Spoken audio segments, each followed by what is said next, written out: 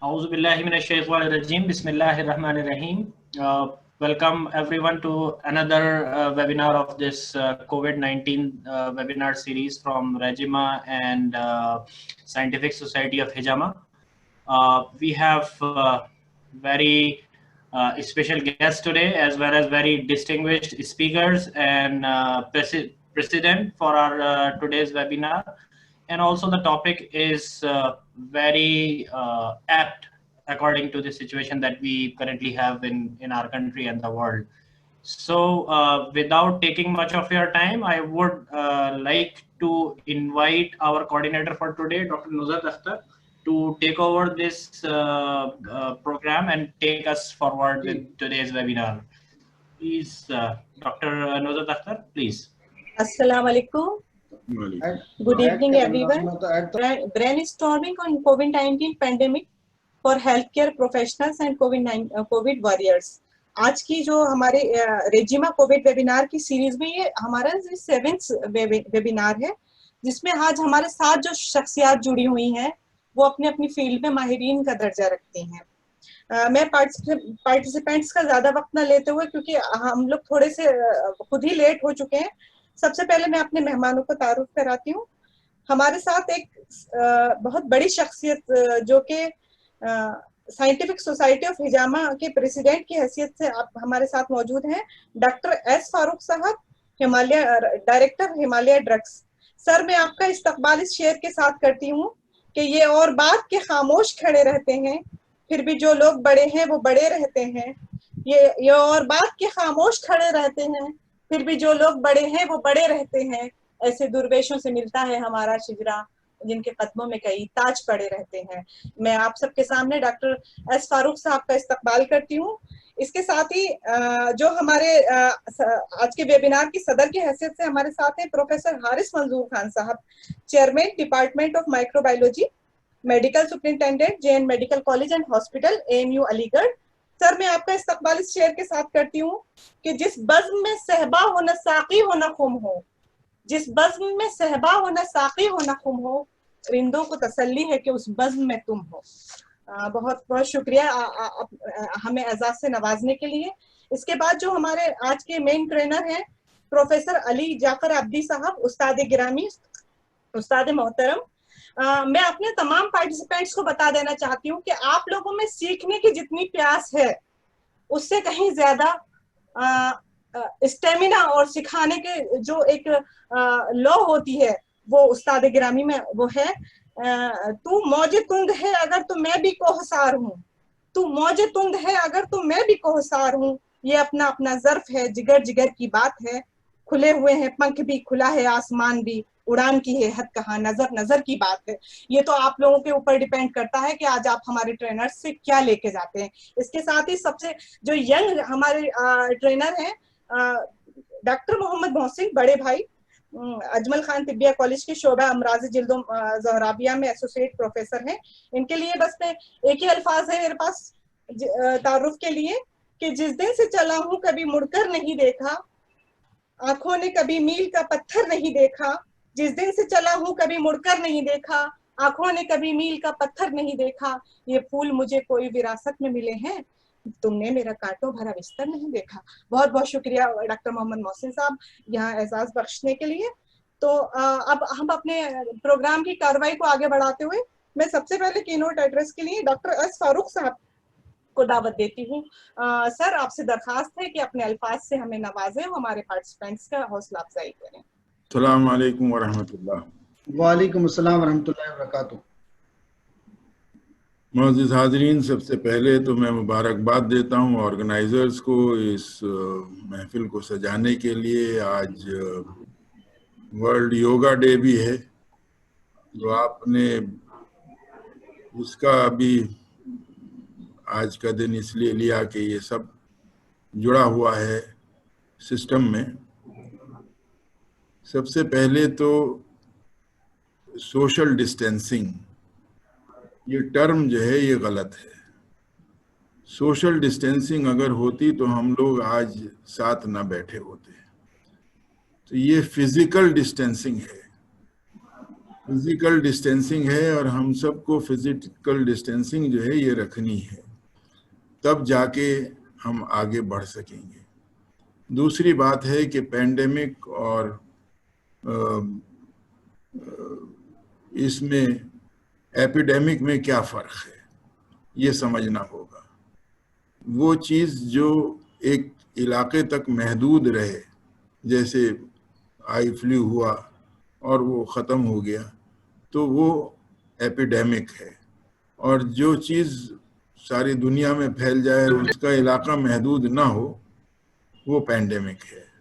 तो ये कोविड-19 जो है ये एक पैंडेमिक है जिसमें हम सब उसको कैसे रोका जाए, किसको क्या जिम्मेदारी अदा करनी है, उस काम को हम लोग कर रहे हैं। और ये सोसाइटी ऑर्गेनाइजर्स इसको और चार चांद लगा रहे हैं, कोशिश कर रहे हैं कि लोग ठीक रहें।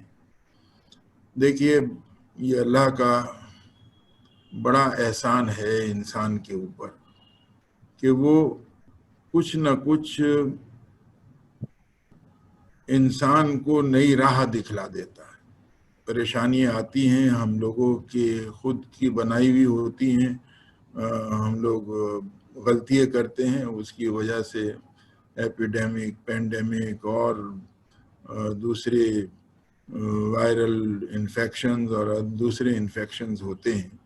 लेकिन अल्लाह ने रास्ता दिखलाया कि आप किस तरह से इसको ठीक कर सकते हैं, कैसे उससे बचना है।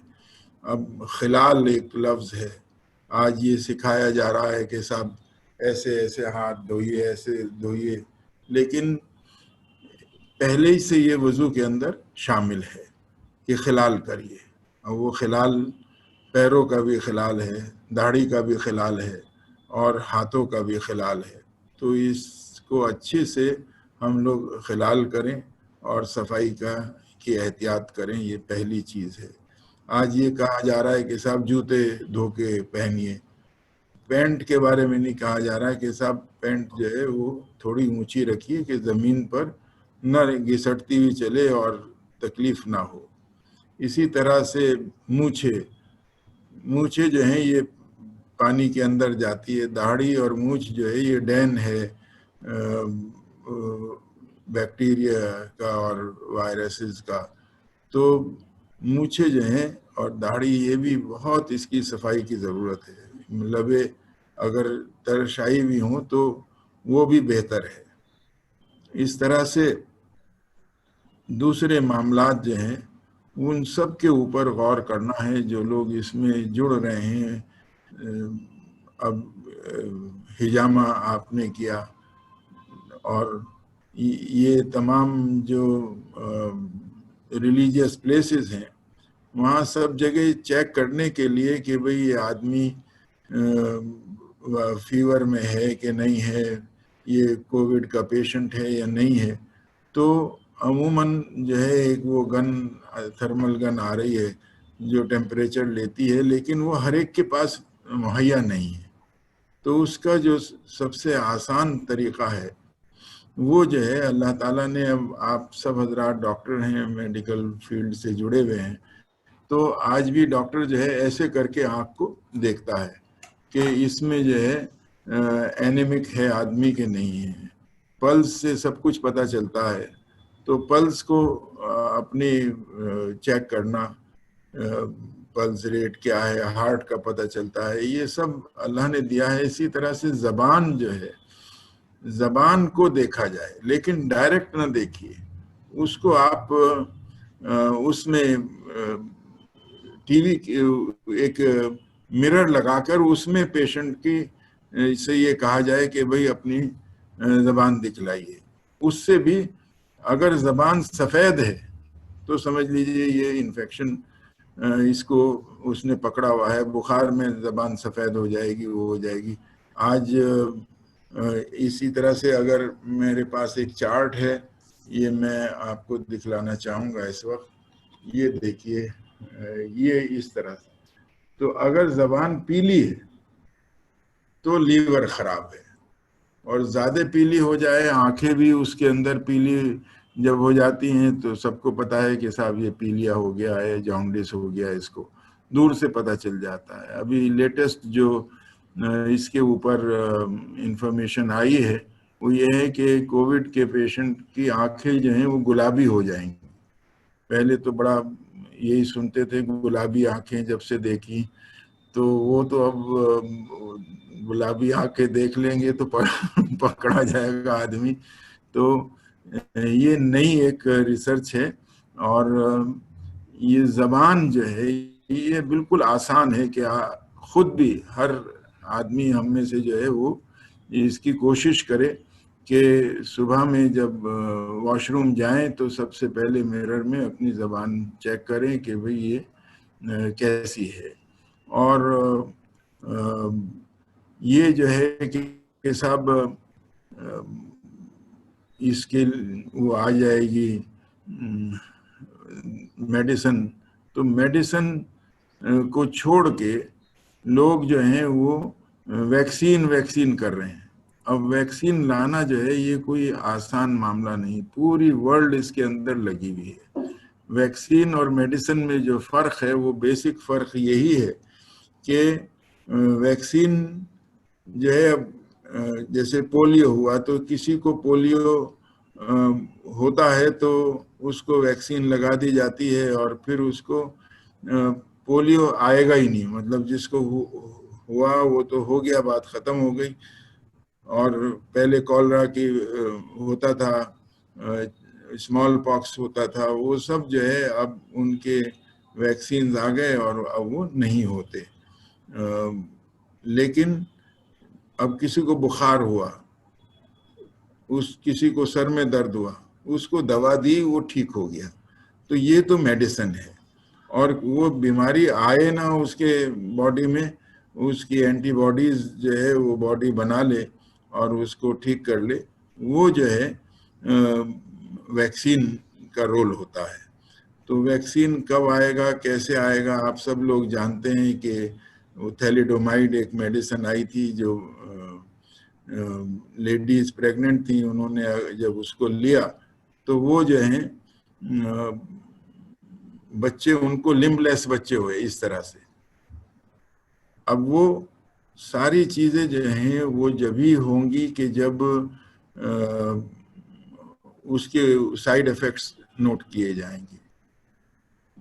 ये आपको मैक्साफॉर्म एक डिसेंट्री की मेडिसिन थी, बहुत ही कॉमन, हर घर में हाउस होल्ड रेमेडी थी। वो जब उसके साइड इफेक्ट्स सामने आए तो ये पता चला कि 14 days of continuous use of prescribed dose was giving complete blindness. तो ये जो है सारी जो साइड इफेक्ट्स और टॉक्सिकोलॉजिकल स्टडी उसकी जब होगी तब उसका सही पता चलेगा। अभी रिसेंटली हाइड्रोक्लोरो जो वो क्लोरोक्विन वो दी गई, अब उसके साइड इफेक्ट्स अब बतला रहे हैं और वो बैन कर दी। जब तो बड़ा शुक्रिया हुआ कि साहब ऐसे दे दिया, इतने कंट्रीज को दे दिया, अब उन्हीं कंट्रीज ने उसको बैन कर दिया। तो ये जब ही है कि जब ये वो मेडिसिन जो मेडिसिन के तौर पर इस्तेमाल की जाती है और वो नेचुरल नहीं है। देखिए एक तो कुदरत ने ये तरीका, 206 बोन्स हैं हम सब लोग जानते हैं, तो फ्लेक्सिबिलिटी बॉडी के अंदर रहे इसके लिए कुदरत ने जो है ये बोन्स दी। अब हम उसका इस्तेमाल नहीं करते।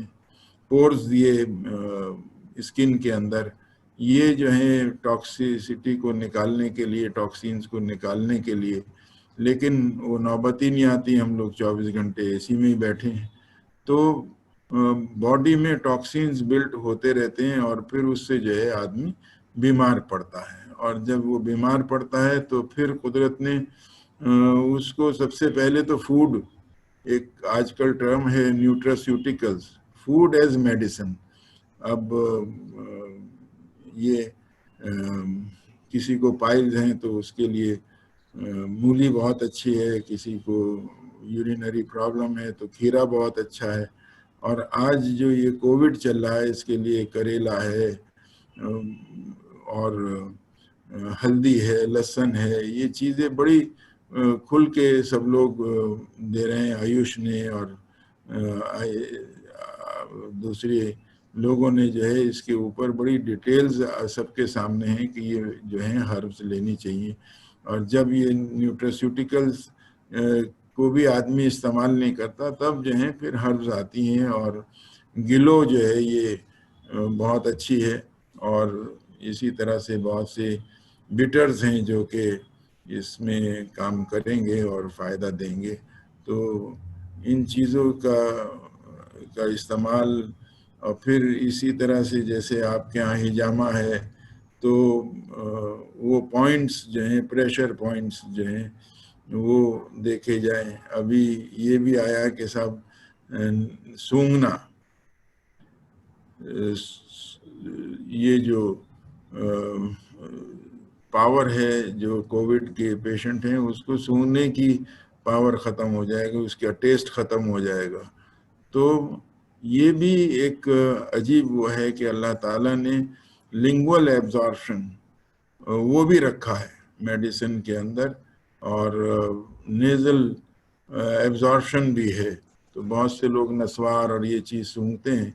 एरोमा थेरेपी है, वो भी इसी तरह से एसिमिलेशन जो है उसका अरोमा का बॉडी के अंदर जाता है। और सुबह में जो फूल खिलते हैं तो उससे वो अरोमा फ्रेश एयर निकलती है, हम सुबह में उठते ही नहीं। एक शेर है कि चिड़ियों शोर ना करो वो अभी सोते हैं, तुम तो उड़ जाती हो वो मुझ पे खफा होते हैं। तो ये खफा होने का सिलसिला ख़त्म किया जाए और सुबह में उठा जाए और फ्रेश एयर ली जाए। और डिस्टेंसिंग जो है ये खूब अच्छी तरह रखी जाए और सफाई खूब की जाए। और खाने में वो चीज़ें खाइए जो कि मुफीद हैं और न्यूट्रास्यूटिकल्स हैं। और बड़ा ये हम लोगों की खुशकिस्मती कि हम ऐसे मुल्क में हैं जहाँ ये सब चीज़ों का इस्तेमाल हम लोगों की टेस्ट बड्स जो हैं उसी से आरास्ता हैं। तो मैं मुबारकबाद देता हूँ शाहिद मलिक साहब को और उनकी पूरी टीम को कि उन्होंने ये रखा वेबिनार और मुझे इनवाइट किया इसमें बोलने के लिए। और कोई सवालात होंगे तो मैं उस पर गुफ्तगू करूँगा। बहरहाल आज की इस महफिल के लिए बहुत बहुत मुबारकबाद आपको। शेर के साथ कि कुछ हम भी बनाएं तेरे बिगड़े हुए काम, ए खाके वतन तुझसे बने हैं हम भी। अस्सलाम वालेकुम। बहुत बहुत शुक्रिया प्रोफेसर डॉक्टर एस फारूक साहब। आपने अपने खिताब के शुरुआत में जो बात बताई थी कि इसको सोशल डिस्टेंसिंग नहीं बल्कि फिजिकल डिस्टेंसिंग कहना चाहिए, सब दिल को छूने वाली बात है। अरशद जमाल सारिम जो हमारे अजमल खान तिब्बिया कॉलेज के पास आउट हैं, उनका एक बहुत अच्छे शायर भी हैं, उन्होंने इस पे एक शेर कहा है, मुमकिन है यही दिल के मिलाने का सबब हो, मुमकिन है यही दिल के मिलाने का सबब हो, ये रुत जो हमें हाथ मिलाने नहीं देती। बहुत बहुत शुक्रिया डॉक्टर एस फारूक साहब। इसके बाद में प्रोफेसर हारिस मंजूर साहब को दावत देती हूँ। सर, आपसे दरखास्त है कि अपने कलमात से हमें नवाजें। अस्सलाम वालेकुम एंड गुड इवनिंग एवरीवन। मैं सबसे पहले यही कहना चाहूँगा कि ये जो कोविड वाला जो पेंडेमिक है, अब इसके साथ हम लोग को जीना है। अब ये 1-2 महीने के अंदर ख़त्म नहीं होने वाला है। ये जो रोज अलग अलग टाइम का वो आता है, कोई आज तो कोई कह रहा है 1 साल चलेगा, कोई कहता है 1.5 साल चलेगा, बस 6 महीना तो लेके चलना ही चलना है। अब इसी के साथ जीना है और इसी के साथ हम लोग को जो जिंदगी गुजारनी है। तो अब सबसे ज़्यादा इम्पोर्टेंट ये है, जैसे अभी फारूक साहब ने भी कहा कि हम लोग को अपनी केयर लेनी पड़ेगी विद द बेसिक थिंग्स। जैसे आप फिजिकल डिस्टेंसिंग कर रहे हैं, हैंड वॉशिंग कर रहे हैं, ये सब हम लोग को लेके चलना है। हम लोग, मैं जिस हॉस्पिटल में हूँ, हम लोग का एक वेस्टर्न यूपी का सबसे one of the biggest hospital है। सबसे ज़्यादा हम लोग के यहाँ ही पेशेंट ज़्यादा आते हैं और गरीब तबके के ज़्यादा आते हैं। तो इसमें हम लोग को खाली कोविड के नहीं लेना पड़ रहा है, हम लोग को नॉर्मल पेशेंट भी लेने पड़ते हैं। मगर उसमें प्रॉब्लम क्या आ रही है हम लोग को, या हर हॉस्पिटल में आ रही है, कि उसका जो वो हम लोग जो पीपीई कहते हैं या मास्क कहते हैं, उसके खर्चे बहुत होते हैं। जैसे अभी हम लोग का जो हॉस्पिटल में खरीद रहे हैं, करीब 1 महीने में 1 करोड़ रुपए का खर्चा होता है। अब इसमें ऐसे हम ओपीडी भी खोलेंगे तो इसका खर्चा 2.5 गुना हो जाएगा सीधे सीधे। तो ये सब लेके ही चलना पड़ेगा हम लोग को, और हर हॉस्पिटल हर जगह ये लेके ही चलना पड़ेगा। इसके खर्चे बहुत ज़्यादा हैं, और नेचुरली जो भी हमारा हेल्थ केयर वर्कर है वो उसको अपनी ज़िंदगी तो अपने फैमिली मेम्बर्स को भी प्रोटेक्ट करना है, अपने को भी प्रोटेक्ट करना है। हम लोग को भी हॉस्पिटल में भी यही प्रायोरिटी कर रहे हैं कि ऐसे हेल्थ केयर वर्कर ही बीमार पड़ जाएगा तो फिर और लोगों को क्या होगा। तो अभी जैसे हम लोग के पास जो हमारे यहाँ जो टेस्टिंग भी होती है, पहले वेस्टर्न यूपी में अकेले थे हम, मगर अब बहुत सारी लैब्स हो गई हैं, और हमारी लैब जो है माइक्रोबायोलॉजी जो लैब है यहाँ पर जेएन मेडिकल कॉलेज में, हम लोगों ने 20,000 टेस्ट क्रॉस कर लिए हैं। अब 20,000 टेस्ट में कम से करीब 537 पॉजिटिव सैंपल्स निकले हैं। और हम लोग क्या स्पेशल वार्ड भी बना हुआ है, कोविड वार्ड बना हुआ है, पूरा एरिया ब्लॉक करा हुआ है। और वो पूरा एरिया जो कोई आया होगा अलीगढ़, उन्होंने देखा होगा पुराना ओपीडी एरिया जो था, वो पूरा ओपीडी एरिया को सील ऑफ कर दिया चारों तरफ से। उसी में ही पेशेंट्स रहते हैं, उसी में उनकी हमारे पास लिक्विड ऑक्सीजन की वो पाइपलाइंस हैं। तो पेशेंट्स के हर बेड पर, पेशेंट के बेड पर लगा हुआ है ऑक्सीजन की फैसिलिटी है, वेंटिलेटर की फैसिलिटी है, डायलिसिस की फैसिलिटी है, हर चीज उसी के अंदर ही है। अब तक जो हमारे पास करीब 100 पेशेंट एडमिट हुए, और उसमें से 24 की डेथ हुई है। अगर वो 24 ऐसे आप उसको एनालाइज करें तो मेजॉरिटी ऑफ द डेथ्स जो थी वो कोमॉर्बिडिटी से थी। किसी को मेजॉरिटी तो 60 के ऊपर थे, और डायबिटीज था, हाइपरटेंशन था, उससे ज्यादा करीब 5 या 6 पेशेंट ऐसे थे जो टर्मिनल केस ऑफ टीबी भी थे। तो वो उनको एक इंसिडेंटल ये कोविड वाला वायरस मिल गया, अदरवाइज तो उनका टर्मिनल स्टेज में थे ट्यूबरकुलोसिस के भी। तो इसमें से हम 24 डेथ्स भी लेके चलें, उसमें आप ये देखें कि मुश्किल से 3 या 4 डेथ्स ऐसी होंगी जो उसकी और कोई रीजन नहीं था एक्सेप्ट फॉर कोविड। अदरवाइज सब में या तो डायबिटीज था, या हाइपरटेंशन था, या और कुछ भी था। But at the same time ऐसे अल्लाह के फजल से यहाँ पे 80 ईयर ओल्ड लेडी भी डिस्चार्ज हुई, 5 दिन का बच्चा भी डिस्चार्ज हुआ, 8 महीने के 2 बच्चे डिस्चार्ज हो गए खैरियत से। 2-3 मैलिग्नेंट ट्यूमर जो था, जो कीमोथेरेपी चल रही थी, वो भी खैरियत से निकल गए। तो बस मुझे ये कहना है कि जो ये एक लाइफ का पार्ट हो गया है हम लोग का, अब इसमें खाली इतना ज्यादा पैनिक करने की जरूरत नहीं है, बिकॉज ये एक पार्ट है। और वैसे भी हम लोग के हॉस्पिटल में, टर्शरी केयर हॉस्पिटल था, हमेशा ही मोर्टेलिटी तो होती थी। और मोर्टेलिटी इसलिए होती है हम लोग के यहाँ ज्यादा हॉस्पिटल में, जो भी टर्शरी हॉस्पिटल्स होते हैं, इसलिए होते हैं कि जो पेशेंट जो आते हैं एकदम लास्ट स्टेज में आते हैं। इसमें से जो 24 डेथ्स भी जो हुई, करीब 9 पेशेंट ऐसे थे विद इन 24 आवर्स डेथ हो गई। तो उनकी ऑलरेडी जो कंडीशंस काफी खराब हो जाती हैं तब आते हैं। तो इसको प्रेस हाईलाइट बहुत ज्यादा कर देता है, उससे पैनिक बहुत ज्यादा फैलता है। और अभी जो हालात चल रही हैं बहुत ज्यादा मुल्क में एरियाज में भी चल रही है, अलीगढ़ तो हमने स्टडी करा हुआ है।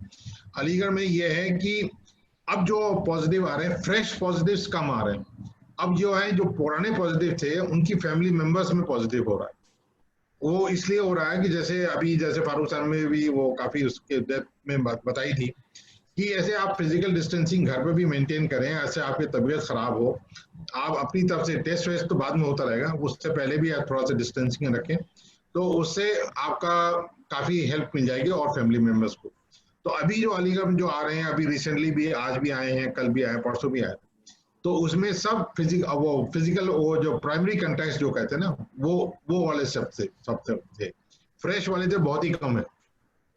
तो अब हम लोग यही उम्मीद करते हैं, दुआ भी करना चाहिए हम लोग को सबको कि भाई अब ये जो है ये फ्लैट कर्व में चला जाए, उसके बाद फिर नीचे आ जाए। मगर उसमें हर आदमी को कंट्रीब्यूशन चाहिए, खाली हेल्थ केयर वर्कर नहीं, जनरल पब्लिक का भी। और अननेसेसरी हर जगह भीड़ लगाने की जरूरत नहीं है। जितना क्लोज कांटेक्ट कम रहे तो उतना ही अच्छा है, दूर से बात हो जाए ज्यादा अच्छा है। और जैसे अभी हम लोग के यहाँ जो एम्प्लॉयज हैं वो बेचारे अपने पूरे जान से लगे हुए हैं। जैसे आप 50 एम्प्लॉयज हमारे कोविड वार्ड में लगते हैं, 15 दिन की ड्यूटी होती है। अब उनको पीपीई वो पहन के और उसमें पहनना इस गर्मी में बहुत मुश्किल काम होता है, मगर अल्हम्दुलिल्लाह वो सब बहुत ही मेहनत से काम कर रहे हैं। और कुछ को तो काफी तबीयत भी खराब हो जाती है, मगर तब भी बेचारे सब के सब लगे हुए हैं अपने काम पर। और जैसे फारूक साहब ने अभी जो कहा वैक्सीन के बारे में, वैक्सीन के बारे में मैं यही कहना चाहूंगा कि वैक्सीन हमेशा हर चीज अवेलेबल नहीं होती। जैसे आपको स्वाइन फ्लू का, जैसे आपको याद होगा 1-2 साल पहले तक का स्वाइन फ्लू की प्रॉब्लम थी। स्वाइन फ्लू की वैक्सीन हमारे पास आती थी, कोई लगाता नहीं था, तो हमको फेंकना पड़ता था। जब हमारे पास अवेलेबल होते हुए भी कोई हेल्थ केयर वर्कर उसको लगाने के तैयार नहीं था, इसलिए कि उसके साइड इफेक्ट्स इतने ज्यादा होते हैं कि वो उसको कोई लेने नहीं जाता।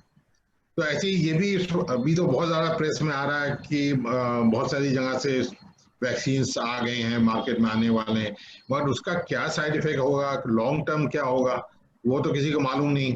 जैसे हाइड्रोक्सीक्लोरोक्विन, अब जो यंगर जनरेशन, जो हमारे हेल्थ केयर वर्कर्स जो ड्यूटी रहते हैं, यूजली यंगर जनरेशन रहते हैं, तो उनको हम प्रोफाइलेक्टिकली देते हैं। ऑफकोर्स वो उनका अपना विश है, ऐसे वो नहीं लेना चाहते तो हम फोर्स नहीं करते, बट एनीवे हम अवेलेबल रखते हैं उस चीज को। मगर कुछ जैसे हम लोग के एज के, मेरे एज के, तो उसको हम लोग को थोड़ा लेके चलना पड़ेगा, बिकॉज कार्डियोलॉजिस्ट भी ये कहते हैं कि उसका हार्ट पर भी असर पड़ता है। तो खाली ये नहीं कि उसका फायदा है, उसका कुछ प्रॉब्लम्स भी है। तो वो कुछ एज ग्रुप के ऊपर वो कहते हैं इसको बहुत कॉशन से आप लें। और जहां तक और दवाइयों की बात है कि अब तो हर ब्रांच को कंबाइन करके ही करना पड़ेगा हम लोग को, कि किस तरह से वो कंट्रोल कर पाए हम लोग। और जैसे हम लोग के यहाँ हॉस्पिटल में जो अभी एडमिटेड पेशेंट्स हैं, उनको सबको हम लोग 1 गिलास दूध हल्दी मिला के देते हैं। तो जो खाली ये नहीं कि हम लोग के नॉर्मल के जो ड्रग्स होती हैं, उसमें हम लोग की तरफ से भी यही कोशिश रहती है कि जो और उसके ब्रांचेस की कुछ अच्छे प्लस पॉइंट्स हैं उसको भी ऐड करा जाए। तो रोज हर मरीज को 1 गिलास हल्दी वाला दूध भी दिया जाता है। और जब जहाँ तक वेंटिलेटर की फैसिलिटीज हैं, वेंटिलेटर देखिए बहुत प्रेस में आता है, वेंटिलेटर और होना चाहिए, ये होना चाहिए, वो होना चाहिए, मगर जो अभी स्टडी करी गई है इवन अमेरिका से लेके और यूरोप से लेके और इवन इंडिया में, वेंटिलेटर के बाद मोर्टेलिटी के कोई बहुत ज्यादा चांसेस कम होने के नहीं होते, इस ऑलमोस्ट 100% मोर्टेलिटी। तो हम लोग यहाँ भी जो करीब 6 या 7 पर यूज करा था हम लोगों ने वेंटिलेटर, मगर हम सेव नहीं कर पाए। तो वेंटिलेटर से ज्यादा इंपॉर्टेंट ये है कि हम लोग जिसको भी गले में प्रॉब्लम हो, फीवर हो, यंगर जनरेशन को जो हम लोगों ने देखा 35 to 40 इयर्स तक का, वो अपने आप रिकवर कर जाते हैं। उनको बस बेसिक जो दवाइयां हैं, वो बेसिक दवाइयां से देने से अपने आप ही रिकवर कर जाते हैं। रिमेनिंग का जो ऑफकोर्स जो अलग कोई प्रॉब्लम्स है उसकी देखना पड़ता है, उसकी कोमॉर्बिडिटी देखनी पड़ती है। तो बस मेरा कहने का मतलब ये है कि मतलब हम लोग को सबको लेके चलना है, अवेयरनेस जितनी भी आप फैला पाए वो करें, और बच्चों से उनसे सबको सिखाना है कि मैं खुद पर्सनली अल्कोहल वाला हैंड रब कम यूज करना चाहता हूँ। मैं हॉस्पिटल में भी जब जहाँ मौका मिलता है मैं साबुन और पानी से ही धोता हूँ, because that is a better option than the alcohol hand rub. तो अल्कोहल हैंड रब से कभी कभी आपको फॉल्स सेंस ऑफ सिक्योरिटी भी मिलती है कि आपने 2-3 ड्रॉप डाल दिया, मल दिया तो आपका सेफ हो गया, ऐसा नहीं है। तो बेटर यही है कि आप जहां तक पॉसिबल हो कि उसमें हैंड वॉशिंग का जहां पे भी आपको मौका मिले, मुझे तो जहां पे भी साबुन और पानी मिल जाता तो मैं हाथ से धो लेता हूँ, बिकॉज हम लोग स्पेशली हमारी लैब में जो है वो अच्छी खासी भीड़ रहती है। जितना भी आप मरीजों को समझाओ, अटेंडेंट्स को समझाओ, वो खुद ही आ जाते हैं, तो हम लोग का काफी करीब का कांटेक्ट हो जाते हैं। और स्पेशली पूरा हॉस्पिटल में भी अच्छे खासे मरीज और उनके अटेंडेंट्स होते हैं। अब ऐसा नहीं कि जो मरीज आ गया उसी को है, उसके अटेंडेंट्स को भी तो हो सकता है, तो आप उसको भी हमको सेफ्टली डील करना चाहिए। बिकॉज यहाँ अक्सर हमने देखा है, जैसे आपने कोविड पॉजिटिव कह दिया, उस मरीज से तो लोग बहुत डरते हैं, मगर उनके अटेंडेंट से अच्छी करीब से बातें हो रही हैं, तो आपको कैसे मालूम या किसी को कैसे मालूम कि वो अटेंडेंट्स पॉजिटिव नहीं। तो बस हम एंड में यही करना चाहेंगे कि आप इसको हम लोग लेके चलें, और लाइफ को कंटिन्यू करें। बिल्कुल शटडाउन भी करना कोई फायदा नहीं है, और जैसे आपने देखा शटडाउन से बहुत ज़्यादा फायदा भी नहीं हुआ। इसलिए नहीं हुआ कि पॉवर्टी बहुत ज़्यादा बढ़ गई और पीक डिले हो गया, पीक ख़त्म नहीं हुआ। और बस यही कहना चाहता हूँ। बहुत बहुत शुक्रिया प्रोफेसर हारिस मंसूर खान साहब।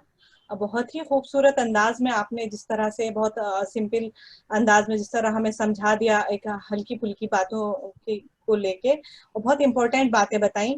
मेन बात ये जो आपने बताया सर कि पैनिक क्रिएट ना होने दें, तो ये बहुत हमारी लाइफ का बहुत इंपॉर्टेंट फैक्टर है, क्योंकि स्ट्रेस और पैनिक ये खुद हमारी इम्यूनिटी को वीक करते हैं। और यहाँ तक कि मीडिया में और आम लोगों में ये हो गया है कि अगर कहीं कोई पेशेंट पॉजिटिव निकलता है तो उसको ये नहीं कहते कि पॉजिटिव मिला, बल्कि कहेंगे मरीज पकड़ा गया है, खुदा ना खास्ता वो कोई गुंडा बदमाश हो गया है, क्या हो गया। तो सर इस माइंडसेट से हम सबको बाहर निकलना है, और इसी को लेके आज का हमारा ये वेबिनार रखा गया है। ये भी हमने देखा है कि वो पूरा फैमिली को सोशल बॉयकॉट कर देते हैं लोग, जी आस पड़ोस के लोग भी, वो भी गलत है।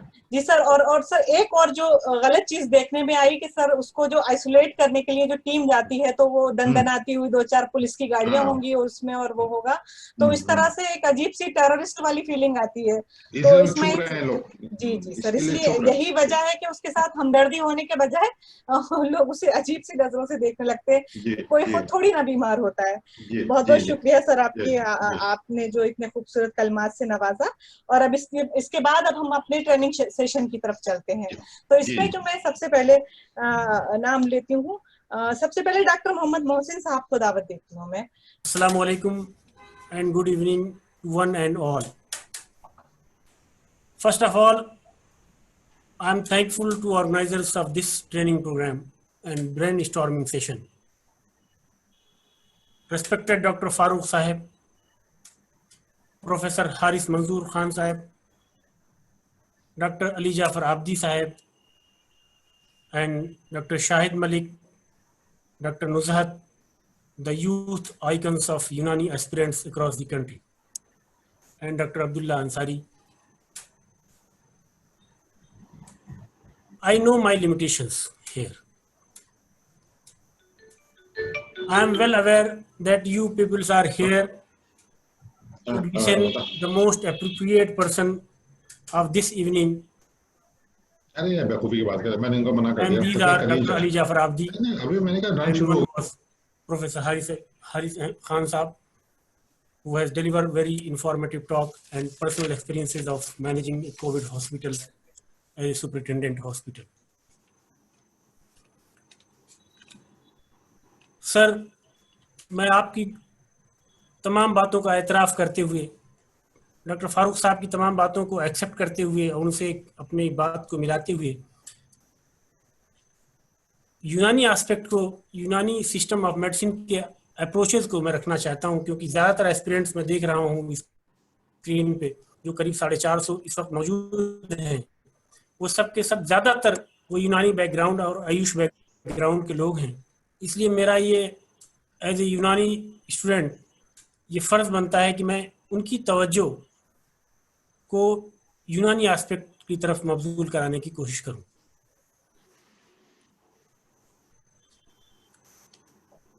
तमाम आयुष प्रैक्टिशनर्स बिलखुसूस यूनानी डॉक्टर्स की तवज्जो इसलिए चाहूँगा, बाज़ दफ़ा हो सकता है मेरी किसी बात से, मेरे नज़रिए से, मेरे थिंकिंग से, मेरी थॉट से आपको इख्तलाफ हो, और होना भी चाहिए, क्योंकि एक एकेडमिक इन्वायरमेंट में इख्तिलाफ, आर्गूमेंट्स, डिस्कशन और डिसेंट ही मसलों का हल देते हैं, और academic discussions, academic dissent is always welcome. Dear colleagues, सबसे पहले मैं ब्रीफ में आपको बताना चाहूँगा कि जो ये कोरोना इन्फेक्शन की वजह से जो प्रेजेंटेशन है, इनको हम 3 कैटेगरी में अगर लेके चलें तो हमें इसको समझने में बहुत आसानी होगी, ख़ास तौर से जो इसका सिम्टम का प्रेजेंटेशन है। मोस्ट कॉमन प्रेजेंटेशन जो सिम्टम्स के हैं वो है fever. Fever is the most common presentation. उसके साथ dry cough and associated tiredness, ये बहुत कॉमन प्रेजेंटेशन है जो देखने को मिलती है। उसके बाद लेस कॉमन जो सिम्टम्स हैं उसमें sore throat, running of nose, headache, loss of taste and smell जो अभी बात आई, स्किन के रैशेस भी बाज़ दफ़ा, और कभी कभी डायरिया और कंजंक्टिवाइटिस वगैरह इस तरह के प्रेजेंटेशन भी देखने को मिलते हैं। उसके बाद जो सिम्टम है वो सबसे सीरियस जो सिम्टम है, सीरियस प्रेजेंटेशन है, वो है शॉर्टनेस ऑफ ब्रेथ का या चेस्ट पेन, ऑपरेसिव पैटर्न का, कंजेशन, चोकिंग पैटर्न का, और उसके साथ साथ कभी कभी लॉस ऑफ स्पीच या लॉस ऑफ मूवमेंट जैसी कैफियत देखने को मिलती है। मुअज़्ज़ज़ सामीन, अजीज साथियों, मैं एक बहुत अहम बात जो कहना चाहता हूँ कि अब तक पूरे आयुष मिनिस्ट्री और उससे मुंसलिक तमाम इदारों ने इस मर्ज की जो माहियत, उस मर्ज की जो पैथोलॉजी या उस मर्ज का जो कोरिलेशन सोचने की कोशिश की है, वो ज़्यादातर लोगों ने नज़ले वबाइया या नज़ले हार के उसूल पर इसको देखने और उसको इसके हल को तलाश करने की कोशिश की है, क्योंकि जबकि ये इसका एक लेस कॉमन प्रेजेंटेशन है। जस्ट सीजनल फ्लू का टाइप का प्रेजेंटेशन इसका एक लेस कॉमन प्रेजेंटेशन है। इसलिए मेरा मानना है कि इसको हमें हुम्मियात की बहस में तलाशना होगा, हुम्मियात के नज़रिए से इसको देखना होगा। मैं अपने मेहमान स्पीकर्स बिलखुसूस प्रोफेसर हारिस मंजूर खान साहब और प्रोफेसर आबिदी साहब को ये बात गोशगुजार करना चाहूँगा, बताना चाहूँगा कि हुम्मा हमारे यहाँ फीवर को कहते हैं। तिब की इस्तिलाह में फीवर को हुम्मा कहते हैं, और हुम्मियात का मतलब प्लूरल है इसका, मुख्तलिफ किस्म के फीवर। हमारी किताबों में जो हमारी जो क्लासिकल टेक्स्ट में मुतअद्दिद किस्म के बुखारात का जिक्र है, मुतअद्दिद किस्म के हुम्मियात का जिक्र है, और इतनी तवील बहस, इतना तवील डिस्क्रिप्शन किसी भी तिब में, चाहे वो आयुर्वेदिक सिस्टम ऑफ मेडिसिन हो, चाहे वो सिद्धा सिस्टम ऑफ मेडिसिन हो, या चाइनीज सिस्टम ऑफ मेडिसिन हो, या even allopathic system of medicine हो, फीवर के ऊपर इतना बड़ा डॉक्यूमेंट किसी भी सिस्टम में अवेलेबल नहीं है। और जिस तरह हम प्रिंसिपल ऑफ मेडिसिन पढ़ते हैं, इसी तरह हमारे यहाँ बाकायदे तौर पे हुम्मियात कानून प्रिंसिपल ऑफ फीवर का डिस्क्रिप्शन किताबों में मिलता है। और जैसा कि मैंने आपसे कहा कि किसी भी सिस्टम में इतनी तवील बहस, इतनी जामे बहस और इतना डिस्क्रिप्टिव डिस्क्रिप्शन नहीं है। और मैं आपको बता दूं कि स्टूडेंट लाइफ में जब ये बहस हमको पढ़ाई जाती थी या इसका पूरा पेपर होता था, तो हम लोग इसको सबसे ड्राई एरिया समझते थे और लेस रिलेवेंट इसको समझते थे और इसको बहुत इग्नोर करते थे। लेकिन मैं आपको बताऊं कि आज इसकी इस बहस की मानवीयत कई मानों में बढ़ जाती है, और हमें हुम्मियात की बहस को सही तरह से समझने और उसकी तरफ रुजू करने, और उसी में इस मौजूदा कोरोना की बुखार की जो कैफियत है उसका हल तलाश करने में हमें उसकी तरफ पलटना होगा। इसलिए मेरी तमाम यूनानी स्कॉलर से, यूनानी अतिबा से गुजारिश है कि हुम्मियात की बहस को एक बार फिर से ज़रूर पढ़ें, और अगर किसी भी तरह से तदवीन की गुंजाइश, उसमें कोई एडिशन की गुंजाइश हो, उसको में मॉडिफिकेशन की गुंजाइश हो, तो उसको भी ज़रूर करें, लेकिन हमें उसकी तरफ रुजू करना होगा। दूसरी चीज़ कि हुम्मियात की चैप्टर में सबसे आखिरी जो बहस हमें देखने को मिलती है वो है बहरान की बहस। बहरान, मैं फिर अपने मेहमान स्कॉलर्स को, मेहमान स्पीकर्स को बताता चलूँ, बहरान कहते हैं फैसला कुन हालत। किसी भी बीमारी में जब वो फैसला कुन हालत में वो बीमारी पहुंचती है, यानी वो बीमारी या तो ठीक हो जाए या वो बीमारी कॉम्प्लिकेशंस की तरफ चली जाए या वो बीमारी उस मरीज को हिलाक कर दे, तो बहरान की जो बहस है, उस बहरान की बहस को हमें बहुत गौर से समझना होगा और बहुत ही संजीदगी से उसका मुताला करना होगा। क्योंकि बहरान में दो तरह की बहरानी कैफियत हमारे यहाँ बताई जाती है। एक तो यह है कि बहरान जयद। बहरान जयद का मतलब गुड प्रोग्नोसिस। जब हमारी प्रोग्नोसिस अच्छी तरफ, यानी मरीज या तबीयत मर्ज के ऊपर गालिब अगर आ जाए तो वो बहरान जयद है। और अगर मरीज के ऊपर मर्ज गालिब आ जाए, यानी मरीज या तो कॉम्प्लिकेशंस की तरफ चला जाए या फिर वो फौत हो जाए, हिलाक हो जाए, तो इस सूरत को हम बहरान रदी कहते हैं। तो यहाँ पे जो मैं बात कहना चाहता हूँ यह है कि हमें बहरान रदी के असबाब और वजूहात को तलाशना होगा। किन वजूहात की बुनियाद पर ये मरीज कॉम्प्लिकेशंस की तरफ जा रहा है, किन वजूहात की बुनियाद पर ये मरीज फौत हुआ, उनके जो भी फैक्टर्स हैं, जो भी अवामिल हैं, उनके ऊपर गौर करना होगा। और उन अवामिल का इजाला अगर मुमकिन हो सके या उसका सोल्यूशन है तो दे करके हमको मरीज को उस बहरान की कैफियत में से, उस बुहरान रदी की कैफियत से निकाल कर बुहरान जय्यत की तरफ ले जाने की कोशिश की जाए। और इसी हल को, इसी वजूहात के सोल्यूशंस को अगर हमने तलाश लिया तो हम इस बीमारी में भी मॉर्टेलिटी को बहुत हद तक मिनिमाइज कर सकते हैं। यह बात बहुत अहम है कि इस बीमारी की जो मॉर्टेलिटी रेट है वो हिंदुस्तान के पैराए में बहुत कम है, यूरोपियन कंट्रीज के मुकाबले में बहुत कम है। इसके पीछे बहुत सारे रीजंस हैं, जिसमें क्रॉस इम्यूनिटी, हर्ड इम्यूनिटी या वगैरह वगैरह का जो तस्वूर है वो चीज़ें भी इसमें शामिल हैं। और भी चीज़ें हैं जो मैं अभी आपको कुछ थोड़ा सा ज़रा सा हाईलाइट करने की कोशिश करूँगा। और इसके लिए हमारे अली जाफर आबदी साहब हैं और वो इंशाल्लाह इस पर तवील किस्म की रोशनी डालेंगे। हमारे यहाँ जो दूसरी एक बहुत अहम बात मिलती है कि तबीयत की मुआवनत, तबीयत का जो कॉन्सेप्ट है बेसिकली ये बहुत ही वसी कॉन्सेप्ट है जो तिब्ब यूनानी का खासा है। ये इस तरह का कॉन्सेप्ट किसी और सिस्टम में नहीं मिलता। जब हम तबीयत का मतलब हम उस बॉडी की फिजियोलॉजी की अगर को हम मदद करें, किसी भी तरह से बॉडी फिजियोलॉजी को मेंटेन करने की कोशिश करें, तो पैथोलॉजी होने की कंडीशन में भी बॉडी अपनी फिजियोलॉजिकल कंडीशन को अगर रेज्यूम करती जाए तो उस पैथोलॉजी को इनकाउंटर कर सकती है। इसलिए हमारे यहाँ तिब्ब में तीन तरह की हालत बयान की गई है। एक बयान की गया है सब ये मरीज या तो सेहतमंद हो, सेहत, या फिर वो मर्ज की हालत में हो, मरीज हो। तीसरी एक बात रखी गई हालत सालिसा, यानी ना वो मरीज हो और ना वो सेहतमंद हो। तो यहाँ पे एक बात बताता चलूं कि सेहत की डेफिनेशन क्या है। तो सेहत की डेफिनेशन तो बहुत सारे अतिब्बा ने बहुत सारे अंदाज में बयान कीजिए, लेकिन मैं आपको एक फिजिशियन की हैसियत से आपको सेहत की डेफिनेशन ये बता दूं। आप सब इसको टेस्ट कर सकते हैं, अपने ऊपर अप्लाई कर सकते हैं कि अगर आप सुबह उठते हैं और फ्रेश फील करते हैं और अगर आपकी बॉडी में फ्लेक्सिबिलिटी मेंटेन है तो यू आर हेल्दी। अगर बॉडी की फ्लेक्सिबिलिटी नहीं है, you are not feeling fresh after sound sleep, then you are not healthy. और मर्द है तो आप जानते ही हैं। फिर उसके बाद हालत सालिसा की क्या कंडीशन है, जिसके ऊपर आज बहुत ज्यादा बहस हो रही है। मॉर्बिडिटीज, कोमॉर्बिडिटीज। हालत सालिसा वो पोजीशन है, मिसाल के तौर पे एक आदमी का पेट निकल रहा है, वो ओबेसिटी की तरफ जा रहा है, वो इंसुलिन रेजिस्टेंस की तरफ जा रहा है, तो अगर आप उसका ब्लड शुगर देखेंगे नॉर्मल है, आप उसके दीगर पैरामीटर्स नॉर्मल है, लेकिन वो नॉर्मल नहीं है। वो ऐसी चीजों के लिए अपने जिस्म में लिए फिर रहा है कि कल को वो एक बड़ी बीमारी की तरफ बढ़ रहा है। तो हालत सालिसा को भी हमें ध्यान में रखना होगा। बहरहाल, तो हमें फिर मैं अपनी बात को वापस लेके जाता हूँ कि हमें तबीयत की मुआवनत करनी है। अगर तबीयत की मुआवनत का कॉन्सेप्ट हमने अपना लिया या उन अवामिल को जो तबीयत के मुआविन हैं उनको अपना लिया, तो हम शायद मरीज को बुहरान जय्यत की तरफ मरीज को ले जा सकते हैं।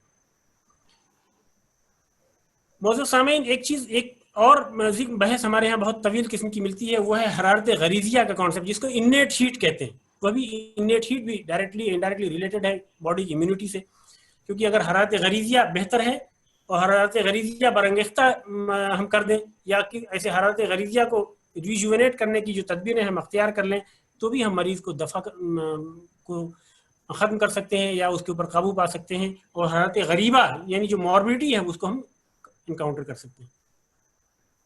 उसके बाद दूसरा जो कॉन्सेप्ट हमारे यहाँ आता है हुमियात की बहस में, वो है अहकाम ग़िज़ा। बहुत तवील बहस है कि हम मुख्तलिफ़ किस्म के बुखारों में कौन सी ग़िज़ाएँ हमें देनी चाहिए और कौन सी डाइट हमें रिकमेंड करनी चाहिए और कब करनी चाहिए।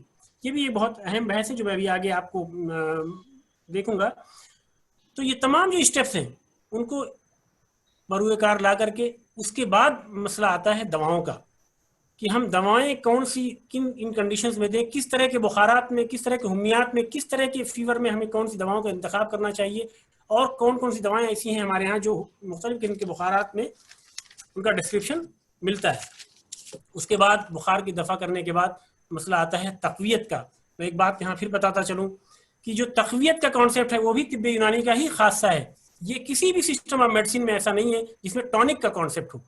हमारे यहाँ देखिए liver tonic, brain tonic, cardiac tonic, even nephroprotective medicine, even general tonics, इनका जो कॉन्सेप्ट है तमाम बीमारियों में ये एक बहुत बड़ा कॉन्सेप्ट है कि हम ऑर्गन स्पेसिफिक टॉनिक रखते हैं। और ऑर्गन स्पेसिफिक टॉनिक का तस्वुर हमारे यहाँ है, और इसके लिए सिर्फ तस्वुर ही नहीं बल्कि मुख्तलिफ किस्म की दवाओं का भी जिक्र है, और ये दवाएं कारामद साबित होती हैं और कारामद हैं।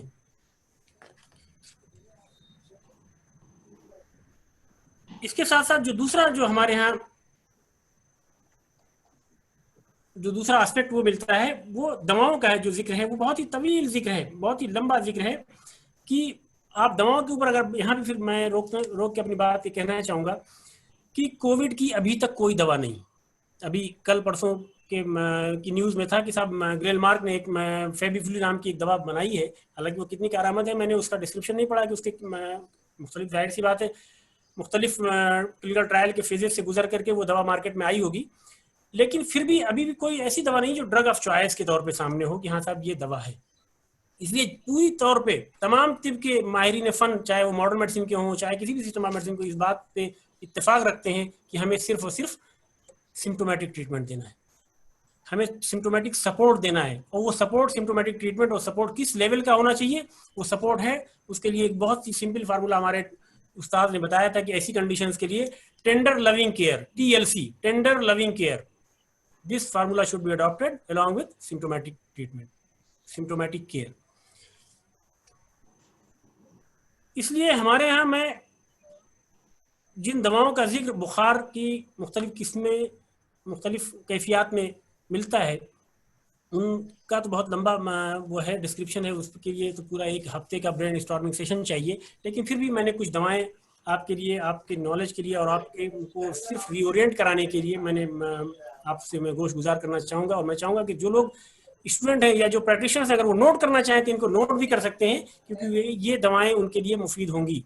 मैं आपको अभी हारिस साहब ने जो बात, बहुत अहम बात कही कि कोई पैनिक होने की ज़रूरत नहीं। अगर आपको माइल्ड और मॉडरेट किस्म के सिम्टम है तो आप घर पे रहिए और घर पे रह के अपना इलाज आप कर सकते हैं। अपने तबीबों से टेलीमेडिसिन के जरिए जुड़ सकते हैं और उनसे नुस्खे पूछ सकते हैं और उनसे पूछ करके आप अपना इलाज घर पे कर सकते हैं, बशर्ते कि तमाम जो सोशल आइसोलेशन और फिजिकल डिस्टेंसिंग के जो रूल्स हैं उनको बरूए कार ला करके आप अपने घर में इलाज कर सकते हैं। और माइल्ड और मॉडरेट कंडीशंस में हॉस्पिटल आने की ज़रूरत भी नहीं है और पैनिक क्रिएट करने की तो बिल्कुल ज़रूरत नहीं है। हॉस्पिटलाइजेशन उन्हीं के लिए है जहाँ पे ऑक्सीजन का सैचुरेशन लेवल कम हो, जहाँ पे ऑक्सीजन की ज़रूरत हो या उनको फर्दर वेंटिलेटर्स की ज़रूरत हो। और आपको अभी बताया उन्होंने कि साहब वेंटिलेटर्स का सपोर्ट भी हमें मॉर्टेलिटी पे बहुत ज़्यादा फर्क नहीं डाल रहा है। बहरहाल मैं अपनी बात पे लौट के आता हूँ कि हमें बुखार के लिए क्या करना चाहिए, क्योंकि बुखार इसका सबसे अहम सिम्टम है, सबसे अहम अलामत है। तो हमें फीवर के लिए क्या करना चाहिए ऐसी कंडीशन में। जो तिब में फीवर को काउंटर करने के लिए जो एक कॉमन नुस्खा जो दिया हुआ है वो उसमें बादयावर्त, संखा होली, चिरायता, गुले नीलोफर, पोस्त तुरंज, मगज करंजवा, ये बुखार की बहुत अहम दवाएं हैं जो तमाम किस्म के बुखारों में आमतौर से इस्तेमाल होती हैं। मैं रिपीट करना चाहूँगा, बादावर्त, संखा होली, चिरायता, गुले नीलोफर, पोस्त तुरंज और मगज करंजवा। इन दवाओं का आप सिर्फ हम वज़न जुशादा बनाएं, हम वज़न अद्विया ले लें और इनका जुशादा सुबह शाम। इसके साथ अगर खांसी की शिकायत मरीज को है, खांसी की कैफियत है, तो उसमें आप इसी दवा में, इसी जुशादे में 2-3 दवाएं हैं, चाहे आप नोट कर लें, जो बहुत ही कॉमन दवा जैसे असलसूस बहुत कॉमन मेडिसिन है, आप इसमें उसका इजाफा कर सकते हैं। बेहदाना, सपिस्ता, गुले बनफशा, इन दवाओं को आप उसमें शामिल कर दें। अगर खांसी की अलामत है, सांस फूलने की कैफियत अगर ज़्यादा, कहीं डिस्निया हो रहा है, थोड़ा बहुत डिस्निया भी हो रहा है और ऑक्सीजन लेवल नॉर्मल है, तो आप उसमें जूफा और अड़ूसा का इजाफा कर सकते हैं। और इसको आप जुशादा बना करके इसके ऊपर जब जुशादा तैयार हो जाए तो आप उसको खाकसी आती है, खाकसी को आप पाशीदा कहते हैं, खाकसी पाशीदा या खाकसी छिड़क करके आप उस मरीज को सुबह शाम दें। ये इस किस्म के बुखार में इस तरह की कैफियत में बेहतरीन किस्म का नुस्खा है। और आप ऐसे मरीजों को बता करके टेलीमेडिसिन के जरिए या खुद मरीज अगर इसको आप बता दें तो अपने घर पे वो परचेज करके और कर सकता है। इसके साथ आप कुर्स तबाशीर का जिक्र बहुत मिलता है। कुर्स तबाशीर बहुत अहम दवा है बुखार की, इसको आप ज़रूर शुरू से ही देते रहें।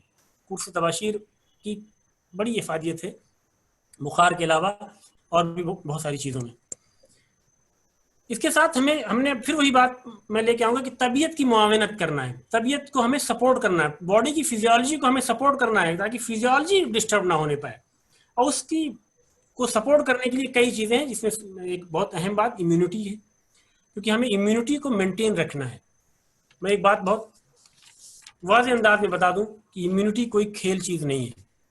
आज इम्यूनिटी को क्लेम हर सिस्टम कर रहा है कि साहब आयुर्वेदा कर रहा है कि साहब मैं भी इम्यूनिटी बढ़ाने की दवाएं दे रहा हूँ, सिद्धा वाले भी इम्यूनिटी और यूनानी वाले तो इम्यूनिटी डोर टू डोर जाके इम्यूनिटी दवाएं बांट रहे हैं। मैं आपको बता दूं immunity is not earned in one day. ये एक दिन में हासिल की जाने वाली चीज ही नहीं है। इम्यूनिटी आती है मुख्तलिफ तरीकों से, जिसमें एक्सपोजर का बहुत बड़ा रोल है, एडॉप्टेबिलिटी का बहुत बड़ा रोल है कि एडॉप्शन उसकी बॉडी के अंदर कितना है, न्यूट्रिशन का बहुत बड़ा रोल है जिसमें कुछ ग़िज़ाएं जो बयान की जाती हैं, लाइफ स्टाइल का बहुत बड़ा रोल है, सुकून का ज़िंदगी में नफ्सानी सुकून का बहुत बड़ा रोल है, स्लीप का, नींद का बहुत बड़ा रोल है। तो हमारे यहाँ जो असबाब सित्ता ज़रूरिया और गैर ज़रूरिया की जो बहस की गई है, तो उसको हम इलाज में तदबीर के उसूल के तहत उसको हम एडवाइस करें कि उसको किस तरह से स्लीप लेना है, किस तरह से नफ्सानी सुकून हासिल करना है। इन तमाम चीज़ों पे हमें, मैं सिर्फ इशारा करते हुए बात को आगे बढ़ाता हूँ क्योंकि मुझे मालूम है इस बहस को आप अच्छी तरह से जानते हैं। बहरहाल जो दवाएं, जो ग़िज़ाएं, जो दवाएं इम्यूनिटी के लिए बेहतर हो सकती हैं, उनमें जिंक बहुत इंपॉर्टेंट चीज़ है। हालांकि जिंक का रोल बच्चों में बहुत ज़्यादा है, लेकिन मौजूदा सूरत हाल में या किसी भी कंडीशन में zinc is very important. Zinc का रोल बहुत अहम है और हमारे यहाँ कुश्ते जस्त इसका बदल है। उसके अलावा vitamin C short term immunity के लिए बहुत ही इंपॉर्टेंट चीज़ है, क्योंकि विटामिन सी का जो सबसे बड़ा रोल है वो है कोलेजन की हेल्थ के लिए रिस्पॉन्सिबल है। अगर हमारी बॉडी में कोलेजन टिश्यूज हर जगह पाए जाते हैं, हर आज़ा में पाए जाते हैं, अगर वो हेल्दी होंगे तो ऐसी सूरत हाल में हमारा डिफेंस अच्छा होगा। इसलिए विटामिन सी, इसलिए हमारे यहाँ जो इसके लिए आंवला के जितने भी मुरक्कबात हैं, चाहे आंवला खुद, चाहे आंवला के मुरक्कब को अगर हम इस्तेमाल करें तो हम इसको बहुत अच्छी तरह से विटामिन सी ले सकते हैं। दूसरी चीज़ जो अल्लाह ताला ने फ्री में दी है वह है विटामिन डी। सूरज की रोशनी, सनलाइट एक्सपोजर से हम हासिल कर सकते हैं, लेकिन जो फीमेल्स पर्दा ऑफरिंग फीमेल्स हैं, या जो लोग फ्लैट्स में रहते हैं, या जिनकी लाइफ स्टाइल ऐसी है कि अर्ली मॉर्निंग गए और शाम को बेचारे घर आए, ऐसे लोग, उनको विटामिन डी की बहुत कमी होती है। विटामिन डी की कमी बहुत बड़ी पैंडेमिक की शक्ल अख्तियार कर चुकी है, विटामिन डी डेफिशिएंसी। तो विटामिन डी का बहुत बड़ा रोल है इम्यूनिटी के लिए। तो ये हमारी लाइफ का पार्ट होना चाहिए कि हम जिंक कहाँ से लें, विटामिन सी कहाँ से लें, विटामिन डी कहाँ से लें, और ये मुस्तकिल लेते रहें। सिर्फ इसका ताल्लुक कोरोना की कंडीशन से नहीं, तमाम बीमारियों में, तमाम बीमारियों से लड़ने की जो कैपेबिलिटी है, जो एडॉप्टेबिलिटी है, वो इन्हीं चीज़ों से आएगी। और उसके बाद फौलाद के मुरक्कबात, आयरन के कंपोजिशंस और आयरन का प्रॉपर कंज्यूम करना। दूसरी चीज़ जो हमारे यहाँ जनरल टॉनिक का तस्वुर है, तो अगर बुखार के बाद हम तमाम दवाओं को देने के बाद बुखार को उतार भी दें, तो तमाम, आपने देखा हो जितने भी वायरल फीवर होते हैं, ये इस फीवर के अलावा भी जो अब नज़ला ज़ुकाम भी अगर आपको हो जाए या वायरल फीवर आपको हो जाता है, तो आपको बहुत नकाहत महसूस होती है, कमज़ोरी महसूस होती है, आपकी भूख ख़त्म हो जाती है और बहुत धीरे धीरे आप रिवाइव करते हैं। तो हमारे यहाँ जो जनरल टॉनिक का कॉन्सेप्ट है, तो मैं आपको बताऊँ कि जवारिश जालिनूस से बेहतर जनरल टॉनिक मेरी नज़र में कोई नहीं। हालांकि आयुष मिनिस्ट्री ने च्यवनप्राश को प्रमोट किया, और हमारे यूनानी के जो मुख्तलिफ ओहदों पे फायज लोग हैं, जो हल अक़्द के मालिक हैं, उन लोगों ने भी उसी च्यवनप्राश को प्रमोट करना शुरू कर दिया। जबकि मैं आपको बता दूं कि आज भी जवारिश जालिनूस का जो कंपोजिशन है, अगर उसकी सही से बनाया जाए, तमाम अज्जा उसमें सही तरीके से शामिल किए जाए, तो इससे बेहतर जनरल टॉनिक कोई नहीं है। और अगर हम जवारिश जालिनूस को मुस्तकिल शुरू से ही देते रहें, या बूढ़ों को और बच्चों को या किसी भी उम्र में हम इसको इस्तेमाल करा सकते हैं, तो ये एक बेहतरीन टॉनिक है। इसके अलावा कुछ ऐसी दवाएं हैं जिसमें तक़वियत के लिए, जैसे खमीरा गाउज़मा, खमीरा मरवारीद, ये बेहतरीन जनरल टॉनिक है, बेहतरीन इम्यून बूस्टर है।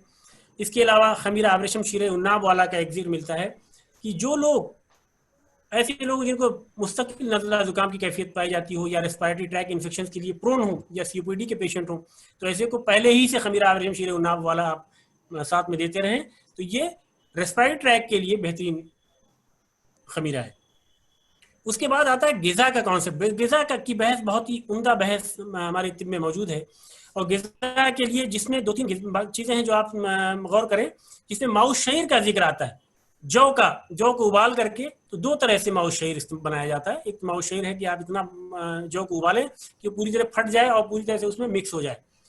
लेकिन जो हुमियात के ज़ेल में जिस माउस शहीर को इस्तेमाल करने की वकालत की गई है, वह है पतला माउस शहीर, यानी वो फटने ना पाए, सिर्फ उसका जूस उसमें आ जाए। उसके अलावा माउल असल यानी शहद का पानी, अगर हम मुस्तकिल शुरू से ही शहद का पानी उसको देते रहे मरीज को। माउल बकूल सब्जियों का पानी, vegetables are rich source of zinc, अगर हम सब्जियों के शोरबे या सब्जियों के पानी को उबाल करके सब्जी उसमें काली मिर्च या नमक और तमाम चीज़ें ऐड करके अगर दें तो ये बेहतरीन सोर्स है मिनरल्स का, मिनरल्स के लिए तो बेहतरीन सोर्स है, और जिंक का भी बहुत उम्दा सोर्स है। उसके अलावा साबूदाना या यखनी का जो कॉन्सेप्ट हमारे यहाँ मिलता है, यखनी आप सब इससे वाकिफ हैं। मैं इस बात को यहाँ पे रोक के एक बात बताना चाहूँ कि माउल शहीर हुआ, माउल असल हुआ या यखनी हुई, साबूदाना हुआ, ये तमाम जूद हजम ग़िज़ाएँ हैं, ये बहुत आसानी से हजम हो जाने वाली ग़िज़ाएँ हैं। और इनको देने का के जो अहकामात हैं, ये जो इंडिकेशंस हैं वो इसलिए हैं ताकि आसानी से हजम हो जाए, और तबीयत जिसको हम कहते हैं बॉडी फिजियोलॉजी, वो हजम करने पे अपनी एनर्जी ना सर्फ करे बल्कि मर्ज से लड़ने में अपनी एनर्जी खर्च करे। ये अतिब्बा का कॉन्सेप्ट है। इसलिए हमें जूद हजम और ऐसी ग़िज़ाओं की देने के अहकामात खास तौर से इस तरह के उम्मियात में इसका जिक्र मिलता है। उसके बाद कुछ ड्राई फ्रूट्स हैं जिसमें मैं एक बहुत अहम उस पर आपको बताना चाहूँ, इंजीर।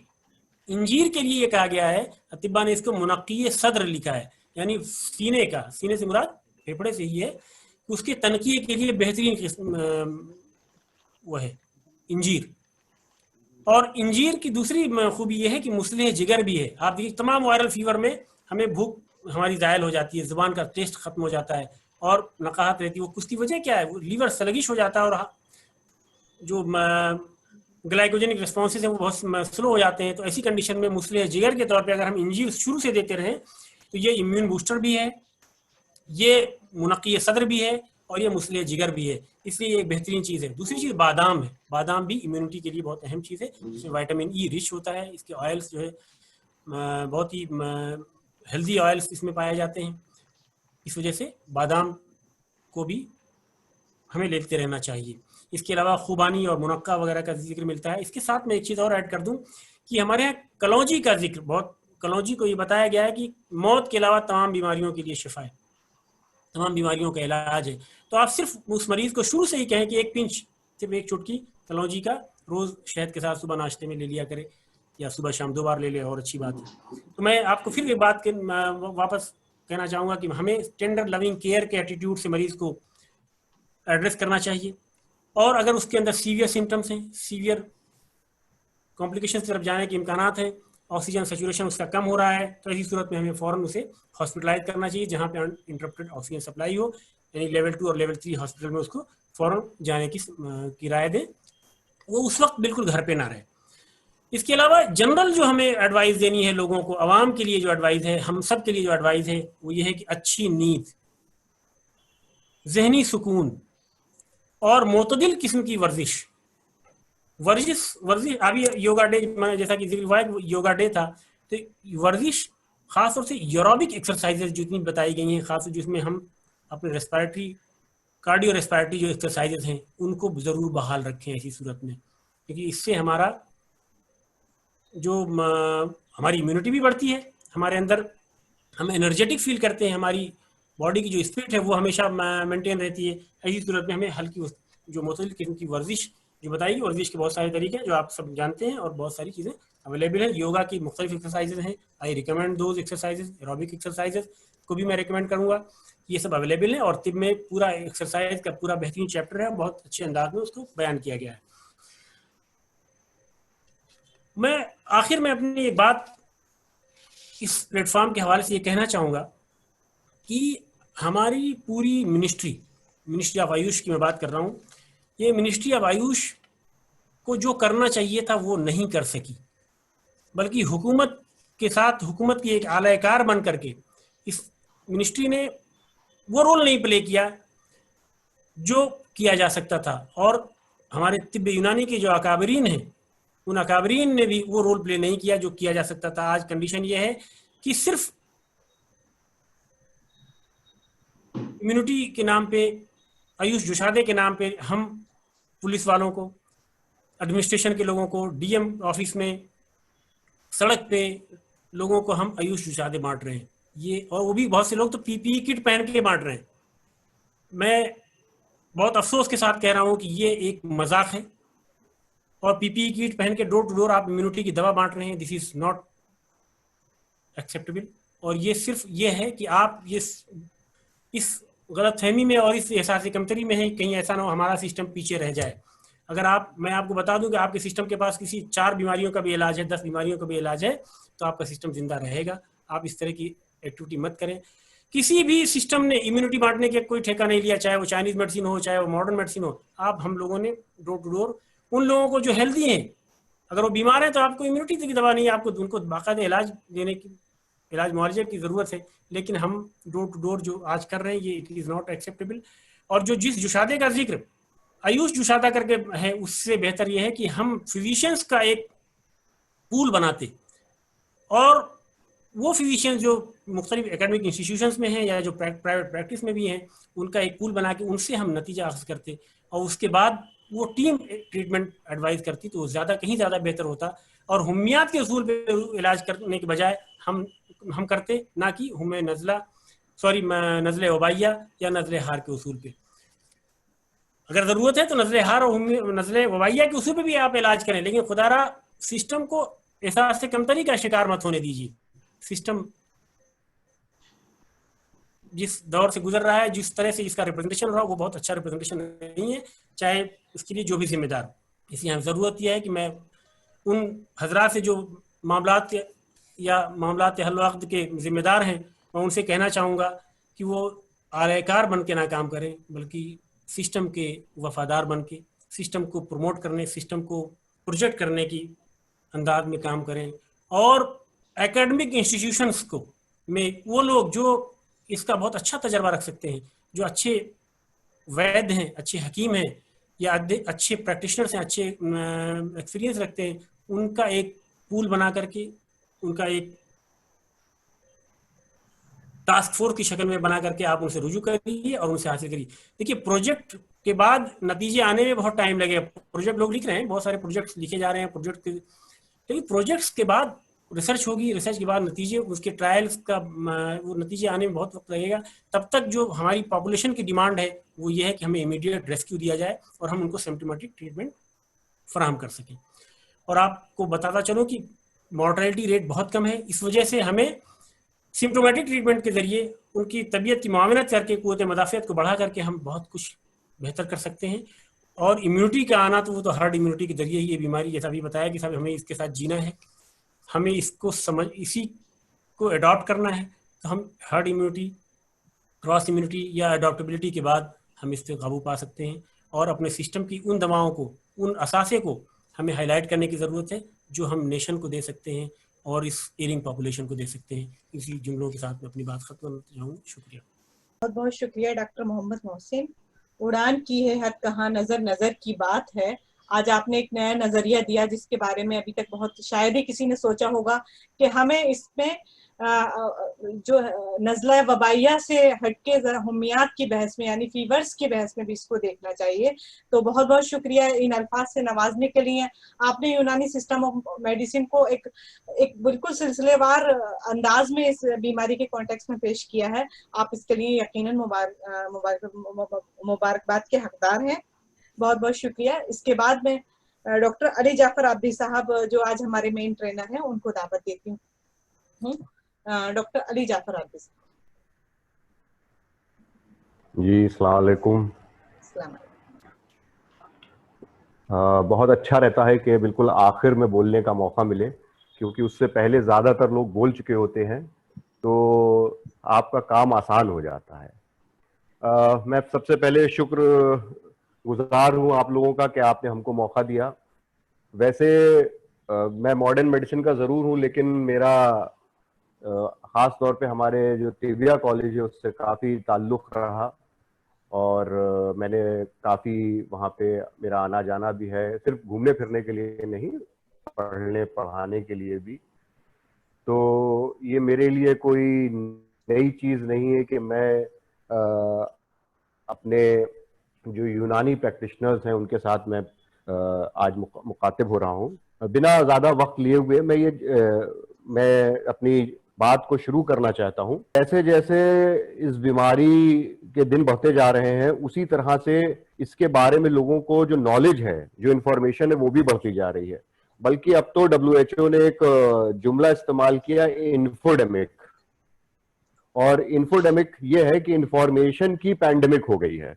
अब जो है वो पूरे इतनी ज्यादा इंफॉर्मेशन हो गई है, इतनी ज्यादा इंफॉर्मेशन हो गई है कि अब ये नहीं पता चल पा रहा है कि कौन सी चीज सही है और कौन सी चीज गलत है। हम जो आपसे इस टाइम जो बात करेंगे, बहुत ही मुख्तसर बात करेंगे, बहुत ही जल्दी उसको हम खत्म भी करेंगे, क्योंकि 9:30 का टाइम था और 9:15 हो चुका है।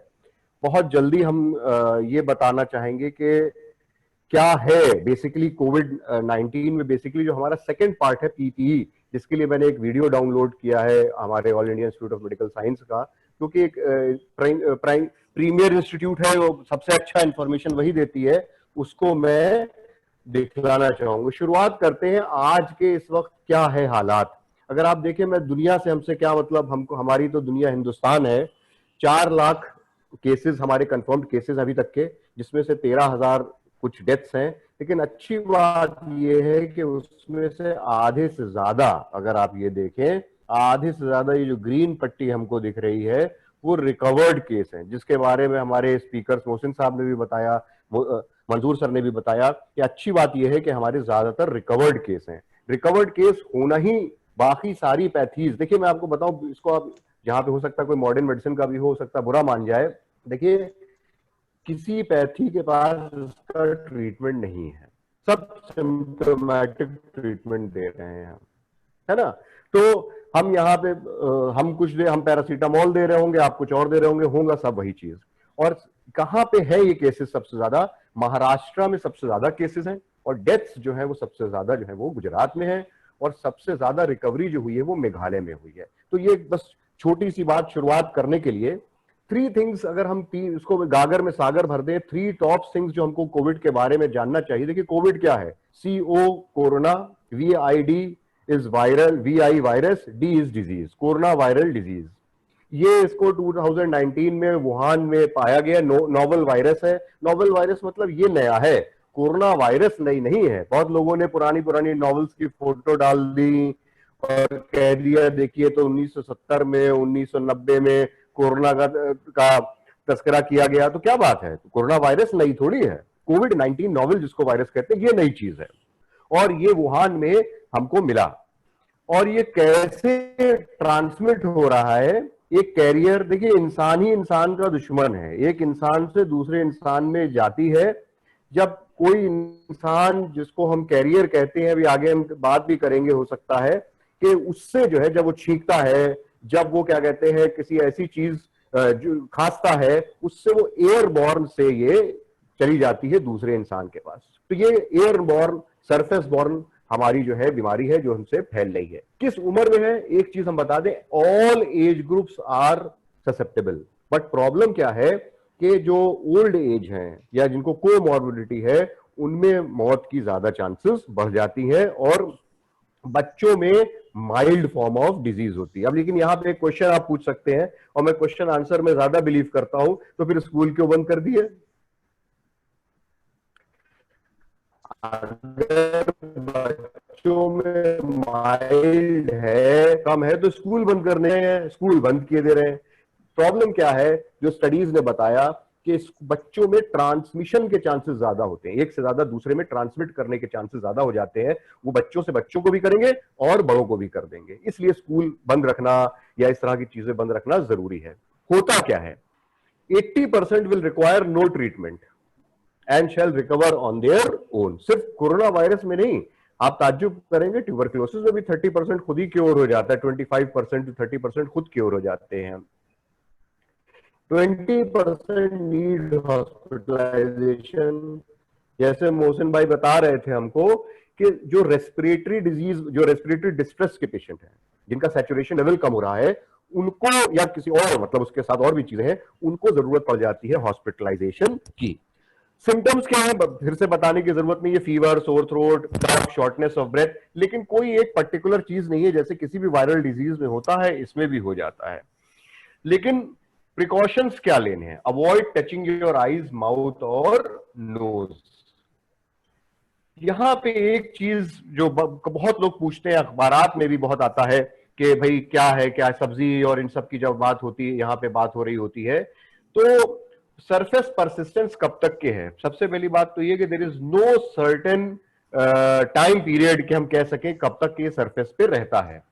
Some studies have suggested few hours up to several days. So few hours भी होता है, several days भी होता है। But the good thing is that आपने चुटकुले भी सुना होगा कि एक ऐसी बीमारी है जो जिसका वैक्सीन तो नहीं है, लेकिन 10 रुपए के साबुन से रोका जा सकता है। तो सच अच्छी बात है ये तो। Clean it with a simple disinfectant to kill the virus and protect yourself and others. तो ये हमारे प्रिकॉशंस और सिम्टम्स है। सिम्टम्स बहुत अच्छी तरह से डिटेल में डिस्कस हो चुके हैं, fever, sore throat, cough, shortness of breath, लेकिन और भी बहुत सी, डायरिया भी हो सकता है, कुछ भी हो सकता है, किसी भी वायरल डिजीज में कुछ हो जाता है, वही चीज इसमें हो जाती है। डायग्नोसिस के लिए क्या है? डायग्नोसिस के लिए हम माइक्रोबायोलॉजी में तो नहीं जा रहे हैं, इसकी हमारी लेबोरेटरिकल डायग्नोसिस है। क्लिनिकल सिम्टम किसको क्या करना है? जब भी clinical symptoms of respiratory infection हो या ट्रैवल हिस्ट्री हो कोरोना वायरस अफेक्टेड एरियाज में, हमको जो है किसी डॉक्टर से बात करनी है और अपने को सेल्फ आइसोलेट कर लेना है। जहां आप सिम्टोमेटिक हो, जहां एसिम्टोमेटिक हो, आपको अगर लग रहा है तो सबसे पहले आप अपने को सेल्फ आइसोलेट कर लें और अपना टेस्ट करवाने की बात करें। टेस्ट आपके कहने से नहीं होगा, गवर्नमेंट की पॉलिसी के हिसाब से होगा, है ना। ये बहुत जरूरी है कि सेल्फ आइसोलेट हमको करना है। ट्रीटमेंट, कोई ट्रीटमेंट नहीं, there is no specific treatment और vaccine available for corona virus infection. There are some drugs, I don't want to list them. अभी मोहसिन साहब ने ग्लेनमार्क वाली ड्रग की बात की, मैं आपको बता दूं उसके बारे में। ये जापान में बहुत दिनों से यूज हो रही है, बल्कि फ्यूजी फिल्म्स जिसके आप जिनको जो पुराने लोग हैं जो कैमरा इस्तेमाल करते थे, उसी कंपनी ने ये ड्रग भी बनाई है। इस ड्रग के अभी इंडिया में 160 पेशेंट्स पे ट्रायल हुआ है, माइल्ड और मॉडरेट में। रिजल्ट्स अच्छे आए हैं, क्योंकि आजकल टाइम कम है इसलिए उसको कर दिया गया, something is better than nothing. लेकिन जापानीज का भी ये कहना है कि ये ड्रग जो शुरू में फारूक साहब कह रहे थे थैलिडोमाइड की तरह, ये क्या करता है? ऑर्गन डैमेज कर सकता है। तो ये इसके साथ प्रॉब्लम है। हाइड्रोक्लोरोक्विन, ये सारी चीजें नारे हैं और कुछ नहीं है इसके साथ, इसको हम नहीं कर सकते। लेकिन है क्या? You have to take boost your immunity. जैसे अभी बताया गया, एक दिन में इम्यूनिटी बूस्ट नहीं होती है कि रात भर में पढ़ा और सुबह इम्तिहान दे दिया, इस तरह की कोई चीज नहीं है। ना ही हमारे पास कोई अभी इम्यूनोमॉड्यूलेटर्स इस तरह से बने हैं या इम्यूनोग्लोबुलिन है कि हम इससे कर सकें। Regular diet, fruits, vegetables and stay healthy. कहना आसान, करना मुश्किल, लेकिन ये सारी चीजें हमको करनी है। कुछ डेफिनेशंस रोज बदल जाती हैं, इसलिए डेफिनेशंस पढ़ना भी बेकार है। लेकिन a person with acute respiratory illness, fever and at least one sign of respiratory distress, fever plus cough, shortness of breath, फिर ट्रेवल हिस्ट्री या किसी के कांटेक्ट में हिस्ट्री आ जाए, उसको जो है हम ससेप्टेबल कहते हैं, उसको हम प्रोबेबल केस कहते हैं। लेकिन जो असल में केस वही होता है जिसका हमारा टेस्ट में पॉजिटिव आया हो। कांटेक्ट कौन है? कांटेक्ट वो हो सकता है जो हेल्थ केयर प्रोवाइडर, हम और आप जो मरीज देख रहे हैं, या हम क्लोज एनवायरनमेंट में किसी मरीज के, जैसे वर्क प्लेस, हमारे हाउस होल्ड है, या किसी गैदरिंग में हम गए हैं, या हमने ट्रैवल किया हो बस या कार या ट्रेन में, जो कि खैर अब नहीं चल रही है इतनी, लेकिन तब भी उसको हम लोग कह सकते हैं। दो तरह के कॉन्टैक्ट होते हैं, हाई रिस्क कॉन्टैक्ट और low risk contact. High risk contact वो होता है जिसने टच किया हो बॉडी फ्लूइड्स, जिसने ब्लड छुआ हो, ब्लड हाथ में लग गया हो, वॉमिट आ गया हो, सलाइवा, यूरिन, फीसिस। अगर आप देखें तो हमारे जो पैरामेडिकल स्टाफ ज्यादा इसके कांटेक्ट में आ रहा है ना। या लिनन छुआ हो, क्लोथ्स छुआ हो, डिशेस छुई हो, या उसी पेशेंट के साथ घर पे रहा हो, ये सारे जो है वो हमारे हाई रिस्क कॉन्टैक्ट होते हैं। लो रिस्क कॉन्टैक्ट कौन से होते हैं? जिन्होंने स्पेस, बड़ी सी स्पेस, जैसे कोई बड़ा रूम हो, या क्या कहते हैं क्लास रूम हो, या ट्रेवल किया हो किसी मरीज के साथ, वो हमारे लो रिस्क केसेस होते हैं।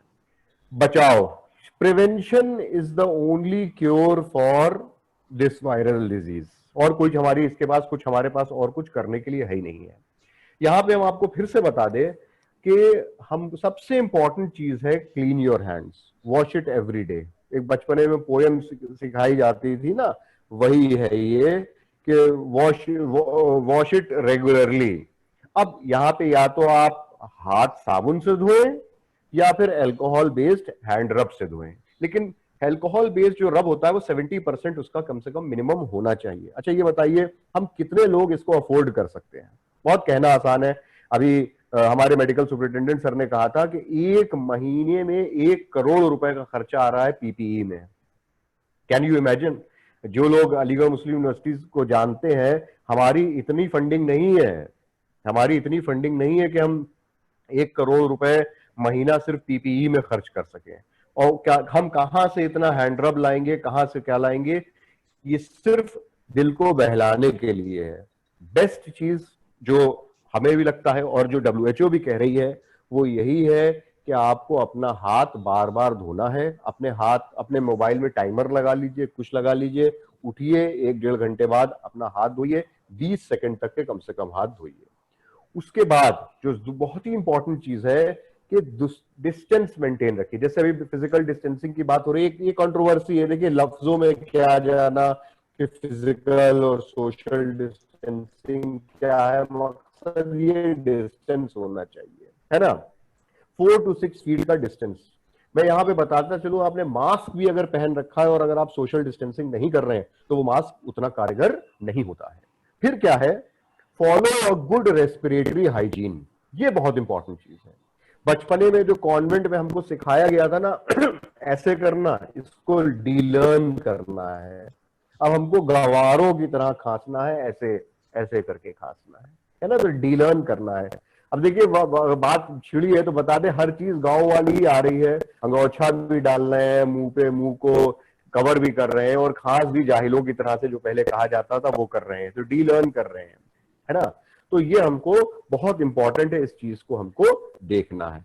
स्नीज करते वक्त, खास तौर पे स्नीज और कफ करते वक्त, और इंशाल्लाह अगर ये हमारे एटिकेट चले तो ट्यूबरकुलोसिस में हमको बहुत कामयाबी मिलेगी।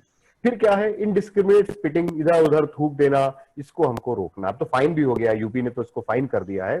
फिर क्या है? Avoid and restrict unnecessary travel. ये बहुत इंपॉर्टेंट है। जहां जरूरत हो वहीं जाएं और भीड़ भाड़ इलाके को कन्वे करें। यहाँ पे फिर हम कहेंगे कि बहुत अच्छा माहौल इस वक्त चल रहा है।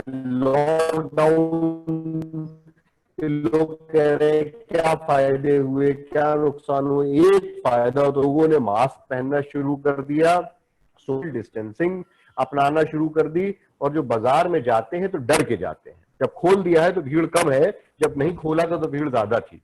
तो इस चीज का हमको ख्याल रखे, अलावा कोई चीज ऐसी नहीं है। बल्कि आप ताज्जुब करेंगे, एक बार हमने एक जगह पढ़ा भी था, फिर मैंने कोट भी किया था कि in spite of so much of progress in medical sciences, now we have ICUs, we have ventilators, we have drugs, we have respiratory support, everything with us, but जो 1916 और 1970 के इन्फ्लुएंजा और में हमने जो काम किया था कि मास्क यूज करना और सोशल डिस्टेंसिंग, आज भी वही काम आ रही है। तो ये हमारे लिए बहुत इंपॉर्टेंट है। दूसरी चीज, हम हिंदुस्तानियों ने दुनिया को 0 दिया और अब हम नमस्ते दे रहे हैं। ये हैंडशेक को हमको अवॉइड करना है। अवॉइड क्या करना है? आजकल सबने मना कर दिया है, हमको हैंडशेक नहीं करना है और दूर से ही जैसे कहते हैं ना नमस्ते कर देना है। ये हम नहीं कह रहे हैं, British journal of medical sciences भी कह रहा है। आज से नहीं, जब इससे पहले सार्स आया था तभी से इस चीज को प्रमोट किया जा रहा है, तो कि हमको इस चीज का इस्तेमाल करना है। नाउ ये थोड़ा सा इंपॉर्टेंट चीज है जिसको हम लोग, इस पे क्वेरीज भी लोगों की होती हैं। थोड़ी सी इंपॉर्टेंट चीज है कि मास्क व्हेन टू यूज। देखिए मास्क जो है, कई तरह के मास्क हैं, I am not going into those details. Mask भी बहुत तरीके के हैं, पहनने के तरीके भी अलग अलग हैं। कब पहनना है, किसे पहनना है, कैसे पहनना है, क्यों पहनना है, इसको थोड़ा सा हम लोग डिस्कस कर लेते हैं। Medical mask should not be used as it creates a false sense of security, and this leads to what happens, people उससे क्या होता है, लोग हाथ धोना कम कर देते हैं और you don't cover your nose and mouth while sneezing। ये बहुत इंपॉर्टेंट है कि इस चीज का आपको ख्याल रखना है। मास्क पहना है आपने, है ना, क्या आपने क्या कहते हैं सब कुछ कर लिया। दूसरी चीज क्या है कि ये बहुत इंपॉर्टेंट है, कहेंगे भी आपको कि बहुत इंपॉर्टेंट है कि medical mask apart from health workers कौन पहन सकता है। When a person develops symptoms like cough और फीवर, अगर आपको कफ है या फीवर है तो मेडिकल मास्क आप पहने। तो कौन सा मास्क आप पहन सकते हैं? नॉर्मल मास्क, कपड़े का मास्क आप पहन लीजिए, कोई प्रॉब्लम नहीं है, क्योंकि गवर्नमेंट ने रूल पास किया कि आप पब्लिक प्लेस में जा ही नहीं सकते बिना मास्क के। तो आपको N95 खरीदने की जरूरत नहीं है। जो 150-250 रुपए का हम मास्क खरीद रहे हैं, फिर धोते रहते हैं उसको, फिर धोते भी रहते हैं और ढोते भी रहते हैं, दोनों चीज करते हैं, है ना। तो वो पहनने की आपको जरूरत नहीं है अगर आप में कोई कफ और फीवर नहीं है। फिर क्या है, आप कब पहन सकते हैं? हेल्थ फैसिलिटी को विजिट करने के लिए जा रहे हैं, हम डॉक्टर हैं, हमको जाना है तो हम कर सकते हैं। Taking care of an ill person, यही हमारे इंडिकेशन है, या घर में किसी को हमें सिम्टम लग रहा है। These are the 4 indications for using medical mask. Otherwise you can use the normal cloth mask or something which you can do. Now, the other thing is that please remember that you have to wash your hands and wash it effectively. Wash it for 20 seconds at least. This is very important. I'm not going into the details कैसे wash करना है, लेकिन steps screen पे दिख रहे हैं उसी तरीके से। ये 7 स्टेप हैं, ये सिर्फ दिखला रहे हैं, ये स्टेप्स नहीं दिए हुए हैं, ये बता रहे हैं कि साबुन लगाना है, पानी इस्तेमाल करना है, उसको हमको साफ करना है। और अल्कोहल अगर आप यूज कर रहे हैं तो 70% अल्कोहल का इस्तेमाल करना है, और अच्छे से करना। ये नहीं कि बहुत ही जफाकशी इस्तेमाल कर रहे हो, तकल्लुफ कर रहे हो, ये नहीं करना है। उसको भी उसी तरीके से रब करना होता है, ये नहीं कि बीच ही में लगा लिया, उसको भी पूरी तरीके से हर तरह से उसको जो है साफ करना होता है, उसी तरह से आपको करना है। ये नहीं कि उसको आपने ऐसे करके छोड़ दिया, ठीक है। तो ये हमारी इंपॉर्टेंट पॉइंट्स थी, इसको हमने ध्यान। अब ये थोड़ा कंट्रोवर्सी अभी आपने न्यूज में सुना होगा कि दिल्ली गवर्नमेंट ने कह दिया कि होम आइसोलेशन नहीं होगा, हमारे क्या कहते हैं इसमें होगा, इसलिए मैंने ये स्लाइड ली।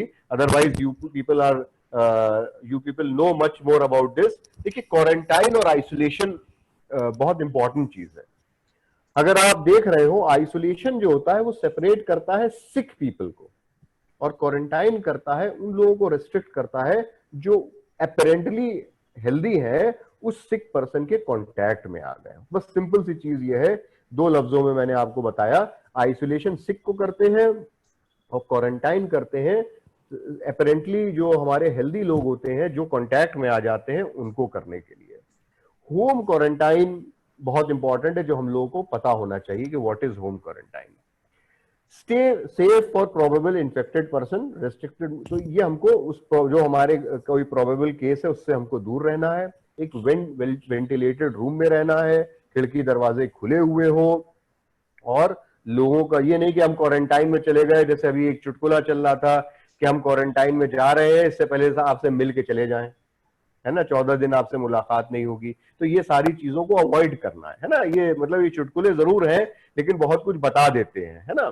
तो इन सब चीजों का जो कहा गया है, इसके ऊपर फॉरवर्ड करने से पहले खुद भी पढ़ लें और उसको अमल कर लें कि आप कोई मतलब, अभी जैसे मैं एक से कह रहा था कि भाई आपका दोस्त बीमार हो गया, तो अरे भाई इतने बड़े तो आप दोस्त से मिलने तो जाइए, तो कह क्या करूं, दिल तो बहुत चाह रहा है। अरे हमने दिल सोचना भी गुनाह है कि आप उसको मिलने जाएंगे, उसको कोविड हो गया है।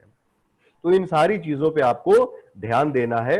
Avoid visitors in the house, कोई विजिटर नहीं आएगा अगर आप क्वारंटाइन कर रहे हैं। और ऐसे भी आजकल जब हमने क्या कहते हैं ईद में किसी को नहीं बुलाया तो बचा क्या आप, तो आप किसी को क्या कहते हैं ज्यादा बुलाने की जरूरत नहीं है, ज्यादा क्या कहते हैं मिलने जुलने की जरूरत नहीं है।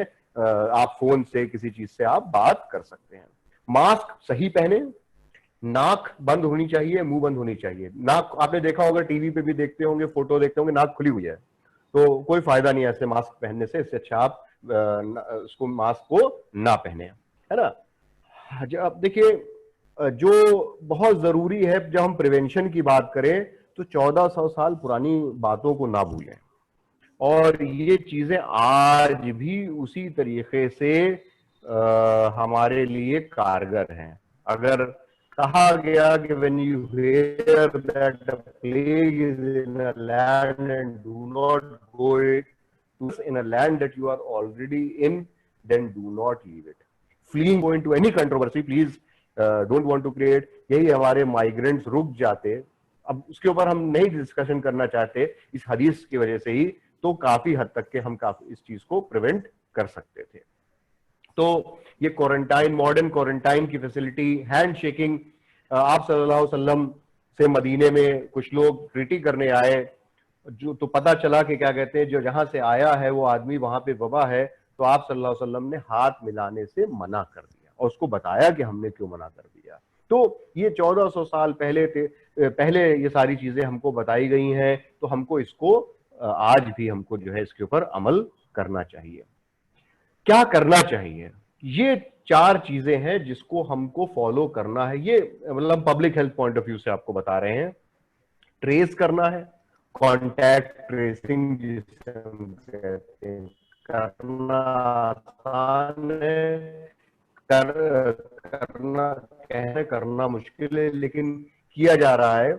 इंडिया ने है टेस्ट करना है, तो ट्रेस करना है, टेस्ट करना है, और टेस्ट इसलिए, टेस्ट से फायदा क्या होगा, हम उसको आइसोलेट कर देंगे और फिर डिपेंड करेगा उसकी सिचुएशन क्या है, उसको हम ट्रीट करेंगे। यही हमारी स्ट्रेटजी है और आज हमारे देश में यही स्ट्रेटजी फॉलो हो रही है। यही WHO ने कहा है और यही स्ट्रेटजी जो है आज फॉलो भी हो रही है। तो इसी को जो है हमको फॉलो करना है। हमसे इस खास तौर पे कहा गया था कि इसके बारे में थोड़ा सा बात करें, पर्सनल प्रोटेक्टिव इक्विपमेंट। अब बिल्कुल सही, बहुत अच्छी बात। मैंने पूछा शाहिद भाई से कि ये क्यों, तो उन्होंने बड़ा अच्छा जवाब दिया कि भाई हमको अपनी क्लिनिक खोलनी है तो हमको उससे पहले पता होना चाहिए कि क्या चीज करनी है। बहुत ही उन्होंने अच्छी बात बताई। पर्सनल प्रोटेक्टिव इक्विपमेंट जो है प्रोटेक्टिव गियर्स हैं सेफगार्ड करने के लिए, जिसकी वजह से एक्सपोजर जो है मिनिमाइज हो जाए किसी बायोलॉजिकल एजेंट से। क्या क्या कंपोनेंट है? Face shield and goggles, mask, 2 तरह के मास्क हैं, या तो ट्रिपल लेयर मेडिकल मास्क या N95 रेस्पिरेटर मास्क, ग्लव्स हैं, गाउन है, शू कवर्स हैं और हेड कवर है। ये हमारी PPE की किट के चीजें हैं। ट्रिपल लेयर मेडिकल मास्क क्या चीज होती है? डिस्पोजेबल मास्क होता है, ये फ्लूइड रेजिस्टेंट होता है और ये वेयरर को जो ड्रॉपलेट इन्फेक्शंस होते हैं या कोई एमिशंस हो रहे होते हैं कफिंग, स्नीजिंग और टॉकिंग से, उससे बचाता है, खुद को भी बचाता है, दूसरे को भी बचाता है। और N95 जो रेस्पिरेटर मास्क होता है, ये high filtration efficiency of airborne particles को रोकता है। अगर ये ठीक से हमने वोन किया है, करेक्टली किया है, तो ये ट्रिपल लेयर से ज्यादा कारगर होता है ना, क्योंकि इसका जो सील होता है वो टाइटर होती है और ये जो है इनहेल्ड एयरबोर्न इन्फेक्शन को रोकता है। ये हेल्थ मिनिस्ट्री की गाइडलाइंस हैं। मैं बहुत, क्योंकि जरूरी था, ये अभी लेटेस्ट ही गाइडलाइन आई है। ये गाइडलाइन जो है मैं थोड़ा सा बस आपको हल्का सा उसका क्या कहते हैं स्क्रीन पे ही दिखला दूंगा। मैंने उसकी स्लाइड इसलिए नहीं बनाई क्योंकि बहुत छोटी बन रही थी। देखिए किन लोगों को जरूरत है, ये बस इसी चीज को मैं हाईलाइट करना चाहता हूं। आपकी ओपीडी होगी तो सबसे पहले रजिस्ट्रेशन डिस्क होगी, यहाँ पे माइल्ड रिस्क है, यहाँ पे आप उसको जो है रिकमेंडेड PPE, उसको पूरा लबादा उड़ाने की जरूरत नहीं है, आप उसको ट्रिपल लेयर मेडिकल मास्क पहना सकते हैं, ठीक है। तो ये फिजिकल डिस्टेंसिंग के साथ आप पहना सकते हैं। ये पॉइंट नोट करने की हमारे जो क्लिनिक्स चला रहे हैं हमारे डॉक्टर्स, उनके लिए। डॉक्टर्स चेंबर में यहाँ पे क्या कहते हैं क्लिनिकल मैनेजमेंट है, यहाँ पे क्या कहते हैं ट्रिपल, ये पूरा क्या कहते हैं पूरा क्या कहते हैं इसको पहनना होगा और इसको करना होगा। डॉक्टर्स चेंबर के अंदर अगर कोई chamber of dental, ENT doctor, ophthalmology doctor, यहाँ पे N95 मास्क पहनना, ENT वाला मुंह में घुस के देखता है, ऑफ्थेल्मोलॉजी भी मुंह में देखता है, यहाँ पे मॉडरेट रिस्क है, तो गॉगल्स भी पहनने हैं, लेटेक्स एग्जामिनेशन ग्लव्स भी पहनने हैं और फेस शील्ड भी दे सकते हैं। तो ये दोनों चीजें हमारे लिए बहुत इंपॉर्टेंट है। अगर हम इस तरह के प्रोसीजर्स इस्तेमाल कर रहे हैं तो जरूरी है ना।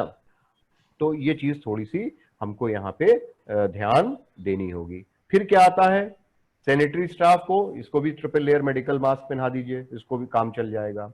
अगर आपके पास वार्ड है या क्या कहते हैं आपके क्या कहते हैं ICU सेटिंग है, तो बट ऑब्वियस है वहां पे जो है N95 मास्क पहनना होगा, पूरा PPE किट जो है वहां पे पहननी है ना, वार्ड में भी और ICU में भी। ये चीज लेबर रूम में भी, क्योंकि बहुत से गायनेकोलॉजिस्ट भी होंगे हमारे बीच में यहाँ पे, उनको बहुत ज्यादा खतरा हो सकता है क्योंकि फ्लूइड भी निकल रहा है, ये सारी चीजें हो रही हैं, तो उनको जो है सारी चीजों का पहनना, ये पूरा दिया हुआ है हमारी क्या कहते हैं उसके अंदर, तो हम उसको जो है वहां से आप इसको देख सकते हैं, इसको आप वहां से ले सकते हैं, ये गाइडलाइन पूरी दी हुई है। तो इस चीज का आपको ख्याल रखना होगा, ठीक है। अब बात करते हैं, अब हमको आपको ये दिखलाना था कि ये जो आज हम कोविड-19 का इलाज करने वाले, क्या आवाज आ रही है अंदर की? जी आवाज आ रही है, यानी डॉनिंग की प्रक्रिया बताएंगे। डॉनिंग और डॉफिंग हमेशा एक निर्धारित जगह बहुत हल्की हो रही है, कोविड वार्ड के बाहर होना चाहिए। डॉनिंग एरिया में जाने के पहले आप आवश्यकता अनुसार भोजन और पानी ले लें। अपना बटुआ, घड़ी, मोबाइल या अपने शरीर के ऊपर किसी भी तरह का आभूषण जो आपने पहन रखा हो उसे उतार दें और अस्पताल के द्वारा दी जाने वाली पोशाक यानी स्क्रब को पहन लें।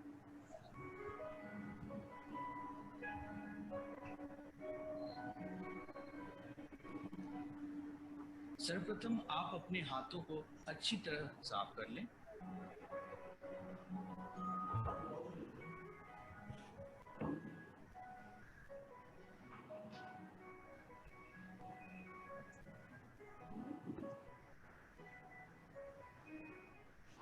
सबसे पहले पहला दस्ताना पहने।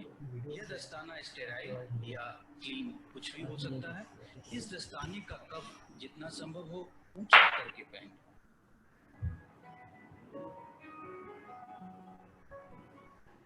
अब हम कवर ऑल सूट को पहनने की प्रक्रिया समझेंगे। कवर ऑल सूट पहनने से पहले ये सुनिश्चित कर लें कि यह सूट कहीं से कटा या फटा तो नहीं है।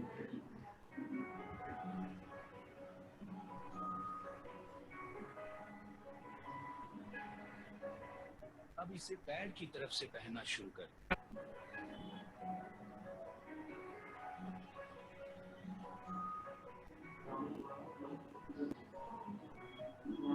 ओवरऑल सूट में अपने पैर को डालते हुए इस सूट को ऊपर की ओर चढ़ाएं, फिर इसमें अपने दोनों हाथों को डालें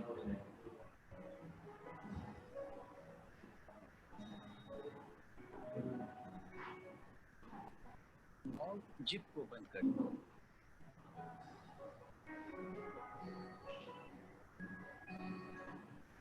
और जिप को इस सूट के फ्लैप से ढक दें।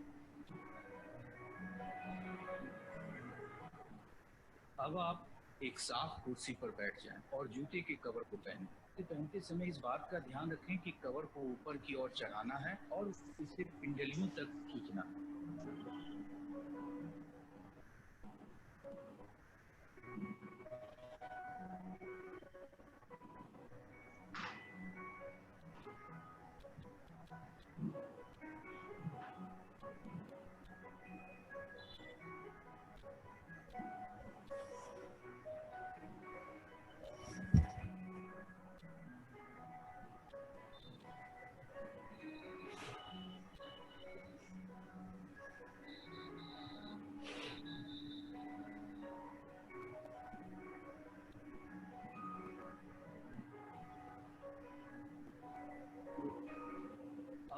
N95 मास्क को एक कप की तरह अपने हाथों में पकड़ें। दोनों स्ट्रैप्स सामने की ओर लटकाते हुए मास्क को अपने चेहरे पर लगाएं।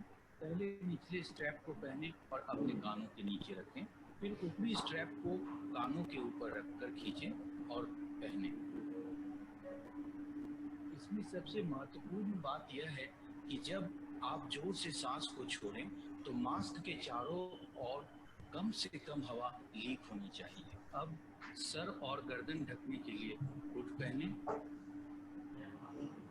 हुड के ऊपर शील्ड पहने और सुनिश्चित करें कि आपके चेहरे पर शील्ड पूरी तरह से फिट है। पीछे लगे पेंच की मदद से शील्ड को कसें या ढीला करें।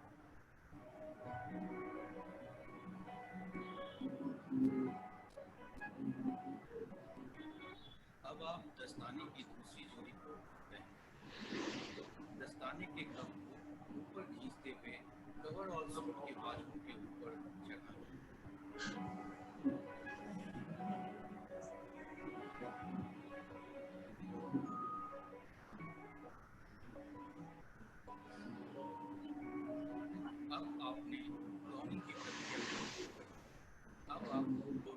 में जाने के लिए तैयार हैं। अब हम डॉफिंग करने के तरीके को समझें। यहाँ आपको काफी धैर्य और सावधानी रखनी होगी ताकि कोई एरोसोल उत्पन्न ना हो। डॉफिंग हमेशा एक साथी की निगरानी में करें। आपका साथी इस बात की जांच करेगा कि आपका पीपीई कहीं से कटा या फटा नहीं है या संक्रमित पदार्थ से गंदा न हो गया है।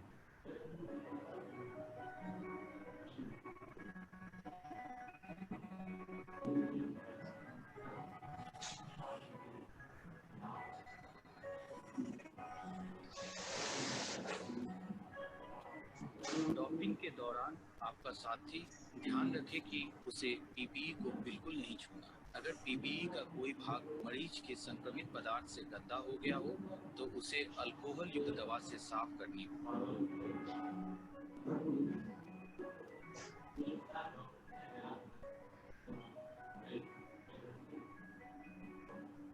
जूते उतारने के पहले हाथों को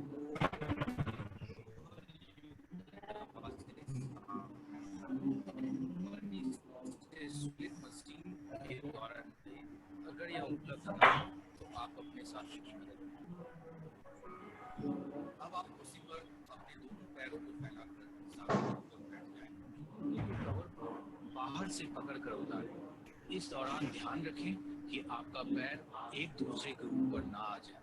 जूते के कवर को लाल रंग के डस्टबिन में फेंकें।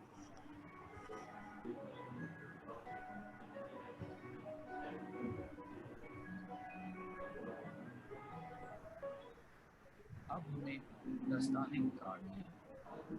अल्कोहल वाली हैंड रब के साथ आप अपने दस्तानों को साफ करें, फिर इसे उतारें। अब दस्तानों को उतारें। उतारते समय सावधानी रखें कि भीतरी दस्ताना किसी भी तरह से दूषित न हो जाए। बाहरी दस्ताने को कलाई के पास दूसरे हाथ की चुटकी से पकड़कर सावधानीपूर्वक उतारें। उतारे गए दस्ताने को गेंद की तरह खोल करके दूसरे हाथ में पकड़ें। अब पहले हाथ के अंगूठे को दूसरे हाथ के दस्ताने के अंदर डालकर बाहर की ओर खींचें। दस्ताने को एक बार फिर से अल्कोहल युक्त सैनिटाइजर से साफ करें।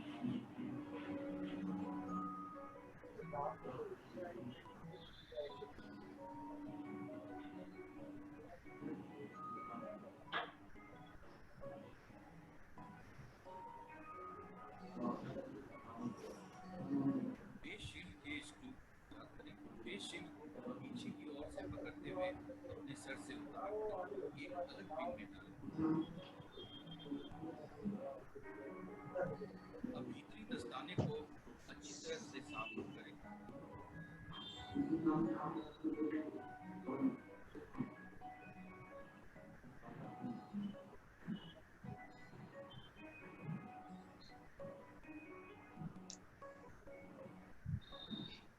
अब ऊपर से पकड़कर हुड को नीचे उतारें।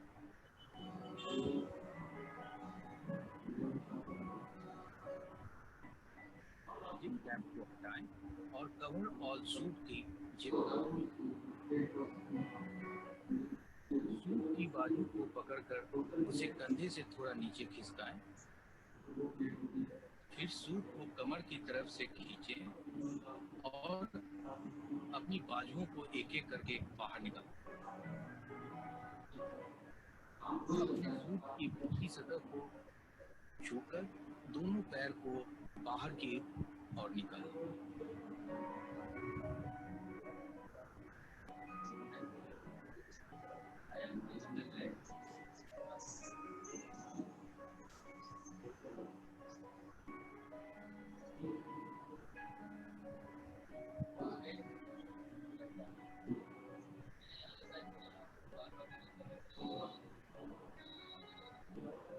और सूट को लाल रंग के डस्टबिन में डालें।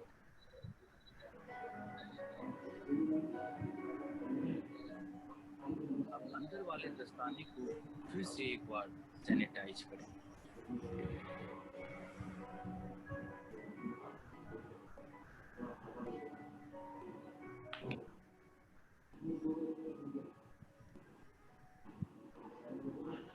अब पहले बताए गए निर्देशों के अनुसार अंदर वाले दस्ताने को उतारें।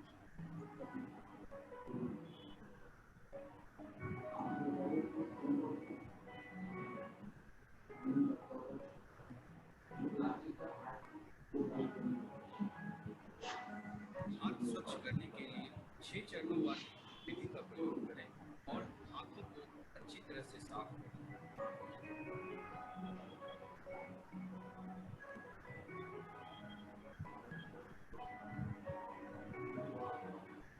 अब मास्क उतारने के पहले दस्तानों की एक नई जोड़ी को पहने।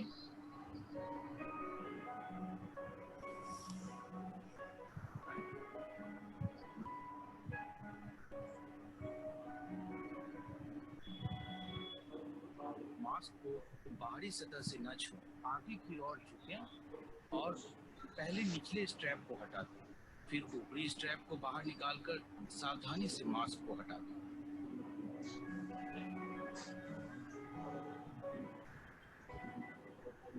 दस्तानों को फिर से एक बार सैनिटाइज करें।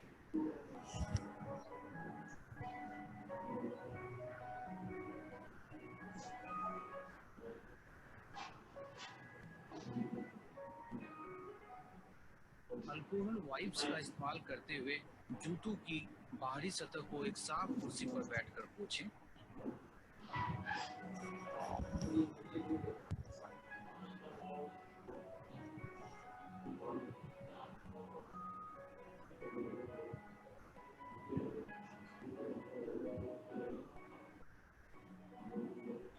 अपने दस्ताने को फिर से एक बार सैनिटाइज करें।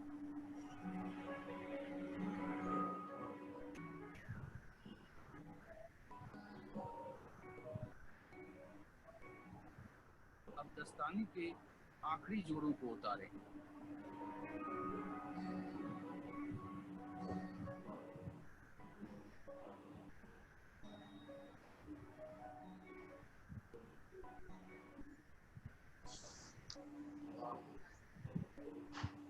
हाथ साफ करने की विधि को एक बार फिर से दोहराएं।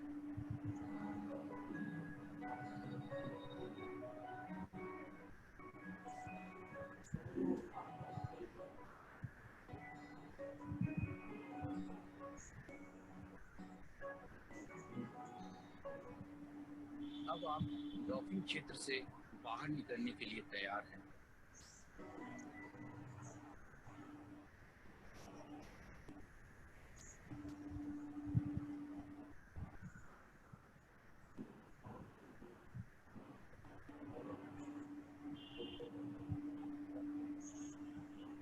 तो आप लोगों ने देखा इसको,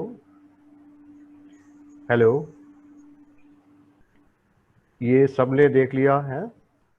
अब इससे ही पता चल रहा होगा कि कितना मुश्किल काम है ये, और सीधी सी बात ये है कि हमको हर चीज का ख्याल रखना होगा कि सिर्फ हमारे पास सही पीपीई होना जरूरी नहीं है, लेकिन हमको उसको किस तरह से पहनना है, किस तरह से उसको इस्तेमाल करना है। 6 to 8 आवर्स की ड्यूटी होती है, तो ना आप उसमें वॉशरूम जा सकते हैं, ना पानी पी सकते हैं, ना क्या क्या। अच्छा, मोहसिन भाई एक बहुत अच्छी बात कर रहे थे, हम एक और बात बताएं कि फोटो डालते हैं लोग स्टेथोस्कोप लगाए हुए हैं और पीपीई टहल रहे।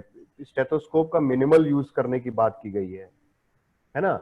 तो ये सारी चीजों को फोटो में जब डालते हैं तो देखना चाहिए इस चीज को।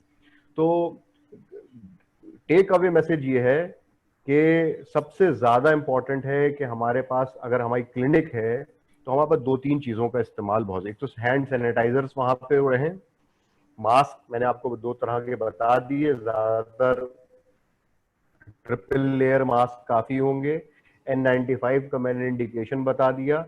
अब बात आती है हमको अपने इलाके को साफ करने के लिए। उसके लिए तरीका यह है कि आपके पास हाइपोक्लोराइड सॉल्यूशन होना चाहिए। ये जो बाकी फॉगर्स और ये सब है ना, ये बहुत महंगी चीजें हैं और इसका कोई रिजल्ट भी नहीं आया है। क्या करना है हमको, ब्लीचिंग पाउडर जो कि 15-16 रुपए किलो मिलता था, अब 150 रुपए किलो मिल रहा है, उसी को खरीदना है।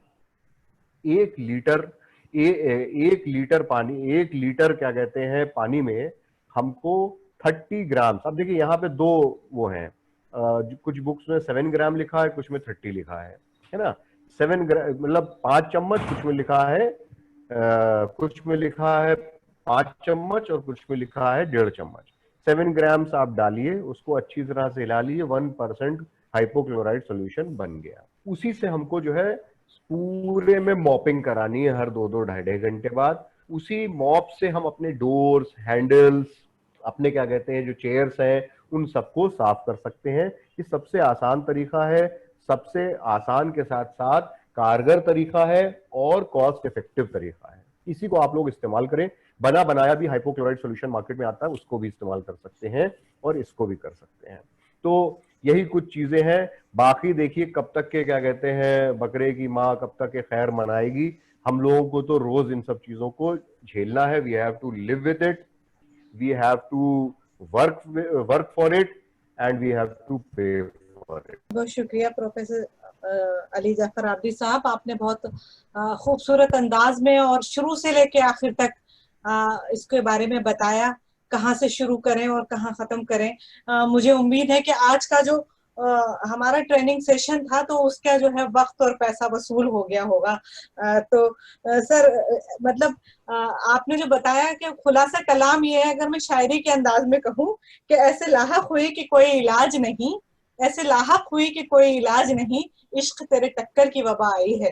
तो मैं आपका शुक्रिया अदा करती हूँ और इसके बाद मैं इसको इख्तिताम की तरफ ले जाते हुए managing director Rejima health care private limited doctor Mohammad Shahid Malik को दावत देती हूँ कि वो आके अपने कलमात से नवाजें। बिस्मिल्लाहिर्रहमानिर्रहीम। बहुत बहुत शुक्रिया डॉक्टर अली जाफर आब्दी साहब। आपको शायद याद नहीं है, अब हम दोनों के उस्ताद भी हैं, हमको आपने पढ़ाई है और इसलिए डॉक्टर नुज़रत आपको उस्ताद मोहतरम से नवाज रही हैं, चूँकि आप हमारे उस्ताद हैं, आपको पढ़ाया है। और मैं बात उस ज़माने में भी हम लोग कहते थे और आज भी कह रहा हूँ कि आपकी जो डिलीवरी बहुत खूबसूरत है, बहुत कमाल की डिलीवरी है आपकी। जो आप जिस अंदाज से मेडिकल साइंस को और बहुत ही मुश्किल चीज़ों को बहुत आसानी से दिलो दिमाग तक पहुँचा देते हैं, वो जो हुनर है, वो जो सलाहियत है आपके अंदर कूट कूट के भरा है। और मैं समझता हूँ कि इतनी खूबसूरती से इतने डिफिकल्ट टॉपिक को इतनी आसानी से हमारे डॉक्टर्स तक दिलो दिमाग तक पहुँचाया आपने, वो अपना आप में बहुत खूबसूरत अंदाज है आपका। और मैं देखता रहा हूँ आपको और मुझे एहसास हो रहा है कि आपकी सलाहियत इस कॉन्टेक्स्ट में अभी लोगों तक और पहुंचनी चाहिए, आपकी नॉलेज और लोगों तक पहुंचनी चाहिए। मैं चाहूँगा ये कि आइंदा आपसे आपको ज़हमत दूँ और कुछ एक ऐसे ही कुछ प्रोग्राम और आगे मुनाकिद किए जाएँ। इंशाल्लाह रेजिमा हेल्थ केयर सेंटर जो है इसकी कोशिश करेगा, साइंटिफिक सोसाइटी की कोशिश करेगी कि कुछ और लेक्चर आपके रखे जाएँ। मैं तो ये कि शुक्रिया अदा करने से पहले एक ऐलान के साथ मैं अपनी बात ख़त्म करूँगा। वो ये कि अब जैसा कि आप जानते हैं कि 3 वेबिनार और आज का 4th वेबिनार के बाद एक बड़ी तादाद में लोग, तकरीबन मोर देन 100 लोग पर डे उनकी इंक्वायरीज आती हैं हमारे यहाँ। अब्दुल्ला अंसारी साहब उसको देखते हैं, उसी पर हम डिसीजन लेते हैं हमको क्या करना चाहिए और क्या हम लोगों को फ़ायदा पहुँचा सकते हैं, किस तरह बेनिफिशियल हो सकते हैं लोगों के लिए। तो अभी एक जो बड़ी डिमांड आ रही है वो ये कि अब नेक्स्ट वेबिनार और किया जाए। हालांकि हम चाहते ही थे कि 4 के बाद इसको स्टॉप करेंगे, लेकिन बड़ी बहुत ज़ोरों पर, बहुत ही बड़े पैमाने पर इसकी रिक्वेस्ट आ रही है कि information technology for medics, use of information technology for medics, ये टॉपिक हमारा रहेगा। आप तमाम लोग जानते हैं कि ये जो रेजिमा है साइंटिफिक सोसाइटी, वो एक ऐसा प्लेटफॉर्म है जहां हम इसके लिए कमिटेड हैं to serve the medical fraternity and the humanity as a whole. और यही वजह है कि इलाज भी तदबीर और इलाज भी रज़ा पर काम करते हुए इतने टाइम से हम वो तमाम चीज़ें तैयार कर रहे हैं, वो इंस्ट्रूमेंटेशन तैयार कर रहे हैं, अपने डॉक्टर्स को प्रोवाइड कर रहे हैं। इसके अलावा वो टीचिंग ट्रेनिंग प्रोग्राम में हम पिछले कई सालों जुड़े हैं। मेडिकल कॉलेज, अपने तिब्बा कॉलेज और दूसरी अपनी फैकल्टीज़ को मिलाकर एक पूरी टीम है जो उस पर रात दिन काम कर रही है कि अपने डॉक्टर्स की नॉलेज को, उनकी साइंटिफिक अपग्रेड कैसे किया जाए, उसको कैसे वो खूब से खूबतर और बेहतर से बेहतर हों अपने प्रैक्टिस में भी, और उनकी शख्सियत, उनकी पर्सनैलिटी कैसे सवजे और कैसे संवरे। यही वजह है कि आज हमने ये डिसाइड किया कि इस वेबिनार में हम ये जो नेक्स्ट के लिए बहुत ज़्यादा डिमांड आ रही है कि हमारे डॉक्टर्स अपनी क्लिनिक को, अपने ट्रीटमेंट को पूरी दुनिया के सामने किस तरह पहुंचा सकते हैं, अपने पेशेंट तक कैसे पहुंचा सकते हैं। तो ये वेबिनार हमने 12 जुलाई को इंशाल्लाह ये हम करेंगे और सेम टाइम रहेगा, सेम डे रहेगा, यानी कि संडे 12 जुलाई इसका हमने प्लान किया है। और एक्सपर्ट्स की टीम से हमने बात की है जो आपकी ट्रेनिंग करेंगे इस सिलसिले में। और मैं ये आपको बताता चलूँ कि रेजिमा और साइंटिफिक सोसाइटी एक ऐसा प्लेटफॉर्म है जहां वो चीज़ें आपको प्रोवाइड, सिर्फ टीचिंग ट्रेनिंग प्रोग्राम नहीं करता है बल्कि उसकी जो फैसिलिटीज़ हैं वो भी प्रोवाइड करता है। इंफॉर्मेशन टेक्नोलॉजी सिलसिले में जो भी आपको हेल्प चाहिएगी वो सारी हेल्प, वेबसाइट से लेकर आपके क्लिनिक के अंदर के इश्यूज हैं, जो क्लिनिक के इनसाइड और आउटसाइड इश्यूज हैं, आपके जो है व्हाट्सएप पे कुछ काम है, ट्विटर पे काम है, फेसबुक पे काम है, और आपकी क्लिनिक से मुतालिक आपके ट्रीटमेंट को, आपके इलाज को पूरी दुनिया के सामने रखना है, वो सारी फैसिलिटीज रेजिमा और साइंटिफिक सोसाइटी रखती है। तो इसी सिलसिले में ये हमने रखा है। और मैं ये बात जरूर कहना चाहूँगा आप लोगों को कि आज के दौर में जो मीडिया है, जो ये इंफॉर्मेशन टेक्नोलॉजी है, इसका बहुत अहम रोल है। मैं सिर्फ अली जाफर आबदी साहब और जो मेरे गेस्ट हैं और आप तमाम लोग हैं, एक छोटी सी बात आपको मीडिया के सिलसिले में एक स्टोरी छोटी सी सुना के अपनी बात खत्म करूंगा। वो ये कि एक मैं मैगजीन में पढ़ रहा था एक स्टोरी कि मीडिया की इम्पोर्टेंस, आईटी की इम्पोर्टेंस कितनी ज्यादा है। वो ये कि इंग्लैंड में एक स्टोरी थी कि इंग्लैंड में एक तबलीगी जमात को जाना था, वहाँ जमात के काम से वहाँ लोगों को दीन की बात बताने के सिलसिले में। तो यहाँ से जब जमात बन रही थी तो जो अमीर थे जमात के, उनसे कहा गया कि भाई ऐसा है कि तुम इंग्लैंड जा रहे हो, तुम सीधे साधे लोग हो और मीडिया के लोगों से वहाँ बच के रहना, क्योंकि मीडिया के लोग आपको पूछेंगे सवाल, तो उनसे बच के रहना, उनके सवालों का जवाब आप नहीं देना। खैर मीडिया जमात यहाँ से इंग्लैंड गई और जब एयरपोर्ट पर जमात उतरी तो वहाँ मीडिया के लोगों ने उनको घेर लिया। और घेरने के बाद अमीर साहब से मीडिया के लोगों ने माइक लगा के कहा कि अमीर साहब ये बताइए कि यहाँ नाइट क्लब हैं, क्या वहाँ भी जमात का काम करने जाएंगे, नमाज की दावत देने जाएंगे, दिन की दावत देने जाएंगे आप? तो अमीर साहब जाहिर है हमारे सामने कहा कि क्या यहाँ नाइट क्लब भी हैं? मीडिया वाले चले गए और दूसरे दिन अखबार की पहली कैप्शन उन्होंने ये लगाई कि तबलीगी जमात के अमीर का एयरपोर्ट पर उतरते ही पहला सवाल, क्या यहाँ नाइट क्लब भी हैं? सेंटेंस सेम है उसका, जैसे मैंने पिछली बार भी कहा था कि अल्फाज हमेशा लुगत ही के पाबंद नहीं होते, लहजों से भी लफ्जों का मफहूम बदलता है। तो ये है मीडिया, ये है इंफॉर्मेशन टेक्नोलॉजी, जिसको सेम चीज को इस्तेमाल करके और उसको कुछ से कुछ बनाया जा सकता है। उसी तरह से आज इस टेक्नोलॉजी का, इस हुनर का इस्तेमाल हम चाहते हैं कि हमारा मेडिकल फैकल्टी उसको करे और भरपूर तरीके से करे। और मैं ये जरूर कहूंगा कि मांग रब से दुआ, हाथ में तदबीर भी रख, अपने मरीजों के लिए, अपने इलाज के लिए उसमें शिफा हो, मरीजों को शिफा हो, और आपकी जो ट्रीटमेंट की जो खूबसूरती है वो लोगों तक पहुंचे, उसका फायदा लोगों तक पहुंचे, साथ में तदबीर भी आपको इस्तेमाल करनी होगी। लिहाजा और एक जुमला में पढ़ रहा था इसी सिलसिले में कि आज का निज़ाम बदल रहा है, नए सिक्के राइज हो चुके हैं और कीबोर्ड से जंजीर किए गए हाथ 7 आसमानों पर दस्तक देने की कोशिश कर रहे हैं। याद रखिए कि ये कीबोर्ड पर जिस पर आप उंगलियां चलती हैं, ये इंफॉर्मेशन टेक्नोलॉजी का इस्तेमाल आप कर रहे हैं, इससे बहुत कुछ पॉजिटिव, बहुत कुछ अच्छा किया जा सकता है। हम जो कि कंस्ट्रक्टिव लोग हैं, लोगों की इम्यूनिटी के लिए काम कर रहे हैं, तो ये चीज़ें आपकी लोग इंसानियत तक पहुँचें और दूर तक पहुँचें। दुनिया आज एक ग्लोबल विलेज बनकर रह गई है, इसलिए ज़रूरी है कि हमारे डॉक्टर्स भी इसको समझें, सीखें और इस इंस्ट्रूमेंट का इस्तेमाल अपनी क्लिनिक में करें, अपने ट्रीटमेंट में करें, अपने इलाज मुआवजे में करें। मैं बस इसी शुक्र के साथ आप लोगों से इजाज़त चाहूँगा।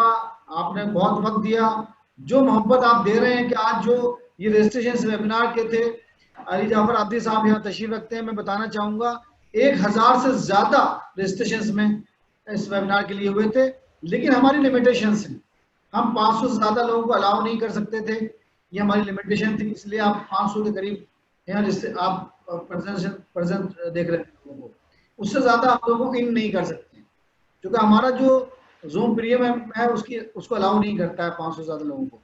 लेकिन हर बार पिछले वाले वेबिनार में 900 कुछ रजिस्ट्रेशन थे, इस बार 1000+ रजिस्ट्रेशन थे। इस लेवल पर लोगों ने हमको पसंद किया है, इस काम को पसंद किया है, जो अब तक वेबिनार हुए हैं उसका जो कंटेंट देने की कोशिश की है उसको पसंद किया लोगों ने।